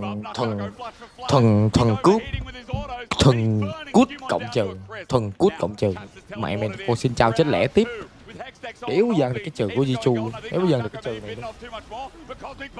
Rồi cáp sắp cút luôn rồi. Hoàng cáp đi luôn. Ồ, sao bên hoàng cáp. From half a screen away. Couldn't quite knock the heads together to get the kill, but Nako is putting on a masterclass on how to try and carry this game for Vitality. But this is so close. Everything from Vitality is trying to be used just to find any inch against G2. This guy truly is the creme de la creme of top lanes. Look at the replay, Dagda. Where do you want to start? So Linsis ends up going in and flashing and hits the buffer to Hansama, but actually buffers the ultimate too soon, so the spell shield doesn't hold Hansama into the equalizer. Yeah. So that ends up getting Hansama out. Then as they come through here, Humanoid doesn't quite get onto the members that he wants. Fleshy doesn't get the Temper Fate onto Hansama and Caps, which was what he was aiming for. So it ends up being a moment where G2 just barely escaping from the ultimates that they need to find the fight using that scaling we were talking about. Yeah, it was such a difficult fight. I mean, difficult to track, but also with a lot missed. And we are being critical because this feels like higher tier league where it's a bit more limit testing. It's, you know, these 5v5 comps going at it. I do feel like now G2 with the Hextech Soul, even though Vitality have the gold lead, are once again feeling comfort. We got 4 items on Caps. A 5-item Sivir as well. Mày G2 bây giờ với cái linh hồn độc công nghệ này mà G2 mà thua được nữa thì bỏ tay. Both GAs are down thanks to that last fight on Vitality, so that's basically a useless cooldown that you're gonna have to wait for. And you don't really have the same flanks as for Vitality, right? Nako was in a great spot, sitting in that push for about a minute as that dragon came up. But now you got to try and fight a front to back against this peel, with Broken Blade being much more tanky and able to step up. And a single slow could be enough to get you chased down and killed at the hands of G2. They can keep that space. If Vitality can't find that target, I mean, Hans Summer in the last fight, you said it was one mistake. It was Linces pulling the ult, missed time with the spell shield. That cost them dearly. Now, as we hover around mid, Baron is the only thing on the menu. But G2 hold control both around mid and now around this pit. This is all they need to do. Just keep the waves pushed in. Slowly but surely, they can teeter back and forth and just wait for Vitality to make any sort of movement, to make a mistake. BB is going to reset to try and catch this top wave. Actually cancels it, so G2 still want to try and look for the pick, but there's no Lebrov. Darkness, not a friend of Trời Vitality. ơi, này đam của thằng Hansama tầm này là nhiều lắm rồi mọi người. Nó có thể end lúc nào nó muốn. Tầm này G2 gọi là end game được. Cái 6.5 lại cút.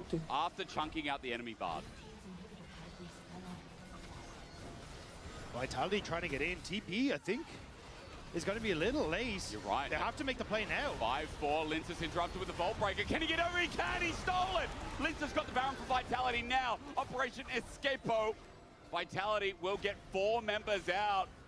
Game-saving play from Linces as Humanoid avoids and gets out of Caps' range. That Q3 needed to happen because that slow from the Hextech Soul would have been enough for that chase down to happen. But now you have to try and defend. Can't allow G2 to end up getting these dives underneath the towers. Humanoid's been chased to the bottom side, and the Brawl with Ultimate can tank these towers for days. Equalizer comes out, that'll just clear the wave or at least help out. Kazi needs to step up and do some serious damage as well, but Hans Summer is shredding down this turret. 5 members of G2 comfortable here, but no minion wave. This delays things. Baron is up for a 2 minutes 15, so we'll see on the reset here if Vitality can get any of these inhibitor turrets down. Dagda maybe push up to the inhibitor, because that Baron steal clutched the game. Yeah, it's the Baron steal that will hold on. You can see Fleshy trying to ult onto members afterwards, maybe buying enough time for Linces to get back out, but it's not going to be the case. Nako, is he going to face check? I think that's what our observers are showing us. No, you can see G2 only just coming out of base there off the reset. I was just looking, I'm like, oh god, is he about to run in blind? It is much more freer about Vitality getting the vision control to make sure they can set up for it. Humanoid pushing in that bottom side means that someone from G2 probably has to go and answer, which may give that window for Vitality to try and attack mid. But they're kind of ignoring that wave on the bottom side at the moment. They just don't think it's valuable. This position on Dragon really is everything now. Humanoid. Má G2 Scared to lose the GA before that Dragon as well, Dagda. G2 khó nói. Comes up and I mean the GA is now up and available. Is perfect timing for the fight for Vitality. So anything burned is going to make or break the game at this point, because look, everyone at home, you can see summoners are all up and available, bar Nako's teleport. But he won't need it anyway. He'll be here in the fight. The level 19 Rumble, who's 4.3k gold ahead, almost at full items with an elixir of sorcery. He's here to stay. The huge wave on that top side, I think, is about to take that tier 2. Vitality just can't really answer it, though. This is what we're talking about. Everything is invested in this Dragon that is spawning in 15 seconds. And G2 still keep position here.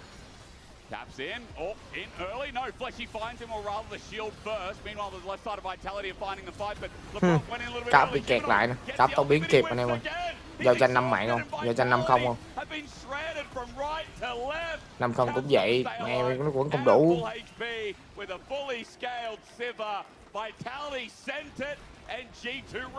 Ở đây chết con bò nữa chứ. Thôi, thiếu mẹ anh em ơi. Well, maybe. But I think at this stage, he's gone. It doesn't really matter. G2 are just pushing into the base. It was hard fought, but G2 will find the win against Vitality. I'm not comfortable with G2 as a team Thôi right té now. người ập anh em ơi. Quá mệt rồi. Ập nhá. An impressive game, a fun game, but in the end, G2